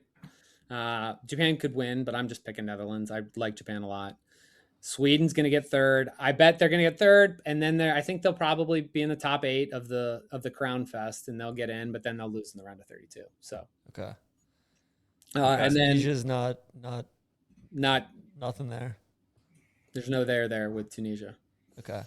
Okay. Group G: Belgium, Egypt, Iran, and New Zealand. What an interesting group of nations this is. Yeah. So I like Belgium. I'm going to pick Egypt to win the group. Wow. I think Belgium is just like it's never all come together for them, which sucks because they are very talented. And so certainly I would imagine they're the favorite to win the group. Wouldn't be shocked if they won it, but give me Mo Salah and Egypt to make noise and win the group. Does Belgium still have that Lukaku? Is it Lukaku? I don't know if he's on the team. He's probably too old. That was my guy. You want to talk about a specimen? That Romelu guy, Lukaku? Absolutely. Yeah. Sign me we could up. use a few of him over here. Who was he playing for? He played for Everton for a long time, and then he was playing for this team. They had these black and yellow uniforms. They were terrible, but he was just he was a menace. I think he played for Chelsea for a while too. I don't know who's played for recently. I don't know. That if I'm wrong on that, I'm sure. I'm sure black I'll hear and about yellow. I'm seeing the Steelers. He just played tight end. He played for Man U, AS Roma, Chelsea, Everton, Anderlecht. I'm an idiot then. That's all right. 6'3", 225. God, that's good size. Yeah. That's on Yewu. Yeah. I need him back. All right. So Egypt, Belgium, Iran, and then New Zealand. New Zealand's going to stink. They're not doing anything. Does Iran have anything? Wouldn't it be tasty if they do? They do not have a nuclear program. We know that. Yeah. It is not impossible that we play Iran in the round of 32 or something. It would be. Is that in the cards? Like if we finished. I'd have to look. I feel like I read something about that, but like, even if it's not, like, somehow let's get into the round of 16, like, and they're on a Cinderella run. And then, like, can you imagine what our big, beautiful boy would be tweeting out? Is our big, beautiful boy going to jump behind the U.S. team, or is he going to wait and see if they stink or not? And then maybe, go the other way. That sounds exactly like what you're going to do. For sure. Yeah. I don't think Randy's ever pretended otherwise. Right. Yeah, but he's just talking bad about our big beautiful boy, and then he's going to do the same thing. So I think that's what he's going to do. That's what he does for everything. And then if he's the other way on it, then it's like, well, it didn't matter, or it didn't happen. So it's brilliant. Okay. All right, Group H: Spain, Cape Verde, Saudi Arabia, Uruguay. I think Spain is absolutely going to win the group. I got to be honest. Where is Cape Verde? I'm not familiar. It's off the coast of Africa. Is this okay? Is Uruguay good? I feel like they're one of those teams that's like sneaky good. They're fine. They'll win. I think I have them in second. They're good. I mean, Okay. like on a normal day, they beat us would be my guess, right? Like all things equal. So they're good, but they're not like incredible. Okay. Spain should wipe the floor with everybody in this group. Lamine Yamal, Rodri, like they are very talented. We called them fluffers in 22. I don't think they're fluffers anymore. I think they very well could win the World Cup this year. Who was the Final Four in 22? Who made the Final Morocco. Four? Yeah. Sure. Argentina. Morocco, Argentina, France, and the Netherlands, maybe. That's a cup. And then I feel like Croatia made a deep run. No, that was To the final Croatia. eight. It was was Croatia. the third That's place what it was. team. Croatia. Yeah. Yeah. But Argentina worked them. So what's interesting is Argentina lost their first game, and like usually people who lose their first game, whatever, and they lost their first game against Tron's Saudis. Yeah, are the Saudis frisky? No, I mean they'll get third. They could go through it, because everybody wins in 2026. But I don't, they're not going to really do. They got rid of the Kingslayer, so what it's all downhill. He may have been banging too much in Saudi Arabia. All right, Group I. This has some whiffs of Group of Death as well. France, Senegal, the Iraq, and Norway. Yeah. Probably, I would imagine this is the Group of Death. France, if you looked at, Randy, pull up the best players that France left out. Like the people they didn't bring would beat us. Best players not like across the board. French. Yeah, I mean, like broadly, I think they could field an 11 that's better than our 11. Like that, France is like it's in a bevy of like absurd amounts of talent. I didn't know you were such a Francophile, THG. I mean, they're very good. So, anyways, I think like I think France and Spain are probably, if they're not the two favorites, I would imagine, but they're like embarrassingly talented. Okay. Who do you like for second in that group? Because Norway's got that dude that scores all the goals, right? Just mogging everybody. Yeah.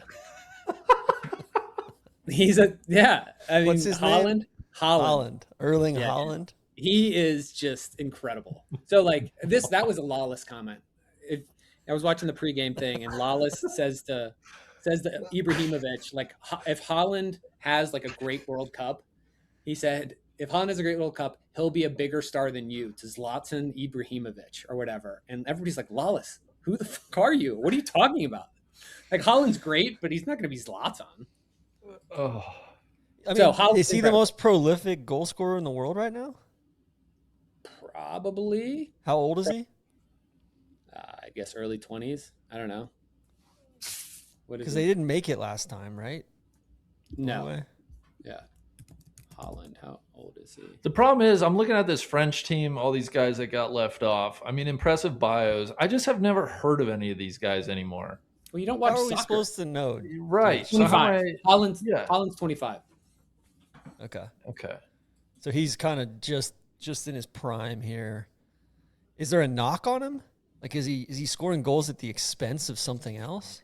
Is he cherry picking? Is he? No, he's a specimen. He is who we should be. That's what I want. I want Fred. That needs to be Freddie. 6'5", 205. Okay. He's incredible, though. He'll be fun to watch. Definitely. God, this Norwegian team is big, as you might have guessed. Is Senegal good? Are they frisky? They're talented. Yeah, they should get third. Absolutely, I think they should advance in the in this World Cup. But like I picked France, Norway, Senegal, Iraq. And How much are these pools feeling watered down where it's not like very watered finish down. second or go home, you know? I totally agree. Yeah, it's a money grab. The expanded tournament, like more countries, there'll be more games. Like I want to watch games, so like that's cool. But Yeah.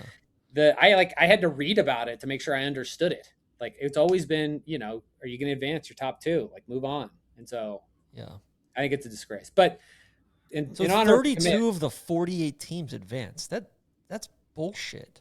it is. But in honor of the commish, before we get off France, he's a big Elise guy. Okay. Plays for Bayern. He told you this recently? I speak to him often, and he's a big Elise guy. He pretty much invented Elise. He's like Hakeem Nicks. Okay. Who's Elise? He's a winger that plays for France. He plays for Bayern France. Munich. Okay. Is that his name, Elise, or does he have a first name? Michael Elise. Yeah. Okay. But Dembele plays too, and Dembele stinks. That's going to be a controversial take, maybe. But like he's Le Ream for France, essentially. I think he stinks. He doesn't actually stink, though, right? No, running he's around very with a baguette. I think he's washed. Okay. So there's more talented guys they left off in favor of him. I don't know. He's like he's won many awards recently, but I think he stinks. I think he's Okay. overrated. So Okay. Is Mbappe the best French player? probably still, yeah. I mean, but like Okay. it's just, yeah. I don't know. Like you're talking about how you're not impressed. You don't know the players. You don't watch soccer, but like they are very talented. So of course you don't know the players. Okay. You're bringing up Tony Miola every time we talk soccer. I thought he was a good goalkeeper. Yeah. Well. Yeah, you were saying that we don't have good goalkeepers. We were just throwing out good goalkeepers. All right, Group J. Argentina, Algeria, Austria, Jordan. Jordan. I think that's the other team. It's their first World Cup that I couldn't think of. Okay. So they stink?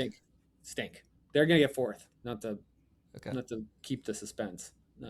Argentina. I'm picking Algeria to go second. I would imagine Austria is going to be the favorite there. I'm picking Algeria to go second, and then Austria, and then Jordan. Yeah. Is Lil Messi still good? They play on the world stage. Lil Messi being Messi, or is there another Messi? No, just the Messi, I guess. No. Yeah, I think like it'll be interesting to see how he is. He's old, but like we haven't gotten to Ronaldo. We'll get to him next. But like I think Messi's like 38. Yeah, he is 39 or something. Like so, but I think he could still be really talented and good. We'll see. He's surrounded by an incredible amount of talent, just like Ronaldo is. So Argentina. Is it pretty much the same roster that like are they just running it back from last go around, or do they have an injection? No, like Di Maria isn't on the team. He was like integral. He's been like he's old too, but he's not playing. I honestly don't know if it's the exact same team, but like Enzo Fernandez, Nico Paz, there's some really good. They're just good, and so like I'm sure there's some change, but Messi's maybe the greatest player ever. So, what do you like about Algeria? Everything. They're Algerian, up and down. They're the new Morocco. Okay. Really? No, they're not that good. No. Okay. But I think they're going to get second, and that's probably not. Like what's this based on? The talent level, the way they play, vibes, gut, vibes, uniform. Is this the 20-year anniversary of the Landon Donovan goal against Algeria? 16. That was in 2010. Oh, okay. Howard gratefully claims it. Distribution, brilliant. I mean, one of the best calls of like incredible. That's kind of where my soccer knowledge is stuck. Is like right. Who's on the call for these games? For ours, I don't know. I mean, Ian Dark was doing the still first doing one. it. Yeah, okay. He's the goat. Yeah. So I hope he's calling the U.S. ones. He was with Donovan for the call. Donovan's not great, but he's better than Lawless. Okay. All right, and then nothing on Austria to add. They'll advance, but okay. All right, Group K: Portugal, Congo, Uzbekistan, Colombia. Uzbekistan's winning the group. Shut up. No, they're not. All right, write them off. Yeah, Portugal's going to win the group. So I think Portugal's going to be one of the most interesting teams to follow. So Ronaldo he kind of stinks. I think Jesus, he's 41 years old. exactly, right? Like he's been chasing this World Cup. He has a legitimate shot to win it. The Portugal team, if Ronaldo doesn't blow it for them, could win the World Cup. Honestly, like I think, like, is this the new golden generation? They're very good. Their midfield's insane. So, like the names you want to watch at Portugal. Well, so just broadly on Portugal, I guess first. Like I think they're very talented. I think if it'll be interesting to see if Ronaldo plays. I'm sure he will, but if he does, I think they're like probably a worse team. And he's a malcontent. Like if he's not playing, and so like you have to manage him, which I think is the concern. Yeah. All right, who are the names to watch? Bruno Fernandes, Vitinha. Those are my two guys, but like Portugal up and down is very talented. Okay. So Congo. Anything there? No. They'll get third. Congo. Yeah, they'll get third, and depending on how bad they give it to Uzbekistan, they might advance. And then Colombia. So you got Colombia in second. Colombia is very good. Yeah, okay. Colombia is going to be in second. Yeah, they're very good, but anybody watch there? No, not. I mean, yes, there's plenty of players. I don't like everybody off the top of my head. James Rodriguez is still there. He's not really. He's fine. But like, there's younger players, better players that are there. Okay. And then he was like, I think he was in 18 when he like blew up. He was really young, and now he's just kind of a guy. Is Carlos Valderrama on the squad? Dumb hair. You want to talk about dumb hair? I know. He had dumb hair. Yeah. That was kind of his thing, though. He leaned into it, though. Yeah. No, it's ridiculous. All right, Group L. England, Croatia, Ghana, Panama. I heard Croatia's old as shit, but they're trying to get one last go at it out of this squad. Yeah, I think England's going to win. England is incredibly talented. I'll be rooting against England. That's never their problem, though, right? They bottle it. Right? I agree. I think it'll be interesting. I think, like, Randy, look up the odds. I would guess they're in the top 5 too. Who was Kamisha's guy that was English?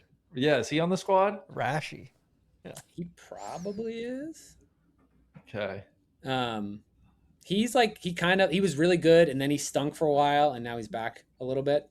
Okay. But like Harry Kane, Harry Kane, like he's a menace. He like looks. Who does he play for club-wise? Plays for Bayern Munich now. He was with Tottenham for a long time. He's a striker. Like he's like a goal-scoring machine. So I think it's England. I think it's Croatia, and then we can go back to that. But like England, Croatia. I'm picking Panama in third. Ghana probably would be favored. I think I would guess Panama's like, probably the biggest underdog there. But like I don't know. I think Ghana's old. Those are like 4 pretty good teams, though, right? I mean, Panama's pretty high in that. Fine, group. Yeah. I mean, Panama gives it to us on the regular, so I don't for whatever that's worth. We lose. Is there a path for the U.S. to lose to Ghana in the round of 32 or the round of 16? It can't. I mean, the round of 32. It doesn't even sound right. No, it's stupid. Yeah, it's tough. Yeah. Like I feel like they could have done maybe a round of. I don't know, like basically these group or these third teams doing play-in games. Yeah, it would have just made it a lot longer, though. Yeah, we got all summer. Well, I mean, this already is taking longer, so like that's already part of it. Yeah. Okay, I've tracked down the tournament winner odds. This is courtesy FanDuel. You have Spain is the favorite at plus 450. France plus. Lamine Yamal, baptized by Messi. We covered that last time. Important thing to remember. Okay. Actually, he legitimately got baptized? Legitimately baptized by Messi. We covered this. This was like the clip where you were like, I don't know what you're talking about. But I try to forget everything that you tell us. Yeah. You can Google it and see the picture. France at 5-1. England, third favorite, plus 750. Portugal, 8-1. Brazil 9-1, Argentina 9-1, Germany 14-1, Netherlands 17, Belgium 22, and then we jump down to more long shots. What's ours? The 50 to U.S. 1? is 60-1. 60 to 1. Mexico's 45-1. That surprises me. I feel like we would be favored over Mexico. But what the hell do I know? Throw a little money at 60 to 1. That's not bad. I will never bet on U.S. soccer. Benedict Arnold. Bunch of little boys out there. THG, anything we're missing? Anybody we didn't mention? Or, I'm sure this is the most comprehensive World Cup preview out there. I mean, invest, however long it's been. I'm sure it's worth it. I would say, we didn't talk the rule changes. There were several rule changes. What kind of rules can you change? They did. So one of the big ones they did was FIFA instituted where like you can get a red card if you're like having a confrontation with somebody and you cover your mouth. So like you can't cover up what you're saying essentially. Okay. So like it was like a big racial or homophobia thing, I think, that came of it. So like that, but like that's a thing that could somehow somebody forgets could be like a huge moment. And then if you get a red, are you out for the next game too? I think so. You're out for that game and the next, I think. Okay. But they instituted a 10-second substitution rule. So like, like towards the end of the game when like people are just like walking and tying their shoe and all that shit, trying to like kill time. So there's like a 10-second run. Like you only have 10 seconds. Otherwise, you can get like a foul or whatever. Okay. Yeah. So time wasting. There's like a 5-second countdown for dead ball restarts. So like they're, gonna, instead of the keeper like setting the ball down and then moving the ball over and wasting time. A lot of these are to try to like move the game along. And so it's not like just bullshit, what they call the dark arts. Standing around. Yeah. Of trying to waste time. I think there's more VAR, which I'm not a fan of. Well, I'm not a fan of it after everything that went down in Scotland in the Scottish Premier League. I'm not sure if you were Hearts of Midlothian got absolutely jobbed. Ripped our hearts out. Yeah. That's tough. And then, there's just like some other things like that. So they made some changes. I think it's going to feel very different. That mixed with like more teams and more games and like, are you out of the group and you're around to 32? Like for me, we didn't talk about this. Like what is success for US soccer, right? Like what feels good for this team? And I think you can label it as success. I think the break even is round of 16 to quarterfinals. I think this team should get to the quarterfinals. Quarterfinals would be final 8. Yes. Correct. Okay. That's like, I'm like, hey, this was a successful thing. I think what's the best we've ever done? In 1930 we were in the final 4, but like that's not real. But otherwise, it's been just losing in the round of 16. Yeah, I think. No, honestly, South Korea was quarters. Yeah, 2022. I think. Yeah, was the.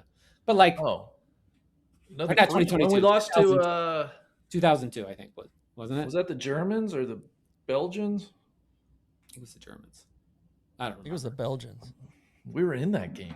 It's the same country, really. THG, I pulled up a list of the 50 best players in this World Cup on ESPN, and I just want to read into the record. You were cooking on for the whole pod. I just want to read into the record that their number one player in this entire World Cup is Dembele from France. I think the guy you said is like Reem, who stinks. I think. Listen, I said the other things I said was he's won a lot of awards. He's obviously everybody like he's talented, but I think that's a ridiculous. I don't think he's the number one player. That's absurd to me.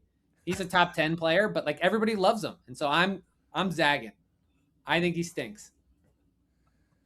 And all right, I'm assuming there's not even an American in the top 100 best players.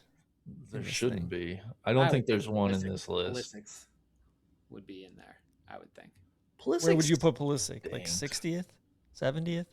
He's in the top 100. He's not in the top 50. I think he's in the top 100. It doesn't mean France is like probably. I'm just saying, according to this, who's the top 10, Randy? The top 10. Well, let's go from 10 to 1. You already know who 1 is. Number 10 is Martin Odegaard, an attacking midfielder from Norway. Oh, so they have other players besides Holland? They got Yeah. Actually, Yeah, he's ranked higher than Holland in this list. whoa. I'm taking Holland. Number 9 is Bukayo Saka, a winger for England.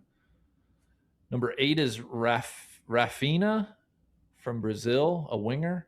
Number 7, William Saliba, a French center back. Number 6 is Pedri, a midfielder for Spain. Number 5, Bruno Fernandes, attacking midfielder, Portugal. Harry Kane is 4. Michael Olise, Commission's guy, number 3 for France. Lamine Yamal, Spain, and then Ousmane Dembele. I'm just saying, listen, Dembele's not going to be Dembele's not going to be the best player in the World Cup. And I know that like there's a lot of players that could, but like That's a THG guarantee. I will give you a mea culpa, my first ever and probably last mea culpa, if Dembele wins and is the best player. The golden boot in France. Yeah. We should get THG on for a true review show or something, something before like the Final Four that kind of summarizes the tournament. We run through everything you got wrong, and we got to get it on the books. Okay. All right. Well, and the Rhoback order has to hit. Yeah. Well, before that or too, right? Listen. I'm offering you get right the first chance, but as soon as Whitney slides into my DMs and I'm over there yucking it up with Portnoy, and actually getting some value out of this exchange. You'd fit in so well over there. They would hate me. But Whitney likes me, so I don't know. I'll talk with Whitney. Whitney, hit me up. I'll join the pod. Let's do it. Who official winner predictions? Have we said? I think my head is Spain. I think Spain wins it. And then, but like I'm rooting for, and I think Portugal's my I think we did head and heart type deal. Mm-hmm. I obviously will be rooting for the US, but like Portugal, I guess would be my pick of like, hey, like I think they could actually do this. And the storyline of like, is Ronaldo blowing this? Your dream would be Portugal winning it in spite of Ronaldo. Yes. Like okay. I don't want him to get hurt either. I want him to like bench him because like he's good. He could play for a lot of other teams. Like I think Portugal's a better team without Ronaldo. So Randy, it'll be interesting to watch. The heart. Let's go with Japan. TC. Love and God, it's tough to get away from my Germans, but THG tells me they're not that good this year. I mean, they're good. They're just not. Who's the best African nation? Morocco? Yeah. I mean, Morocco's, yeah. Who's the second best? Probably Senegal would be my guess. Yeah, if we looked at odds, see him beating France. I guess my head is going to say France. I'll take France. I mean, what about your Algerians? THG said they're the new Morocco. I mean, they're going to get second. I'm not. Morocco's the new Morocco. They're winning that group. Okay. I think I'm Sweden. Let's just get it out of the way. No, I don't think Sweden's good enough. I can't pick them in good conscience. I'm gonna say England. Give me England for my heart. Oh God, TC's catering to these English people. I'm becoming more and more English by the month, by the trip. It's an awful development. I also love Scotland too. I hate to break it to you about the immigration, Tron, but it's a bit of a hot topic over there too. And then my head says Spain. It's the right answer. You're riding with THG. Yeah. Do we have the commission's pick? Good. Yeah, do we have the commission's pick? I don't know. I would guess probably France, right? Yeah, how much he loves Elise, I'd say France, but maybe Hart still with the Netherlands. Probably. That's probably safe. I'll speak for him on that. Okay. Which game? Like, is there a game that you're most looking forward to? Not tomorrow night, notwithstanding United States. Oh, that's a good question. I don't know. France, Norway could be sick. Yeah, that's a good one. That's probably the one I'm most excited for.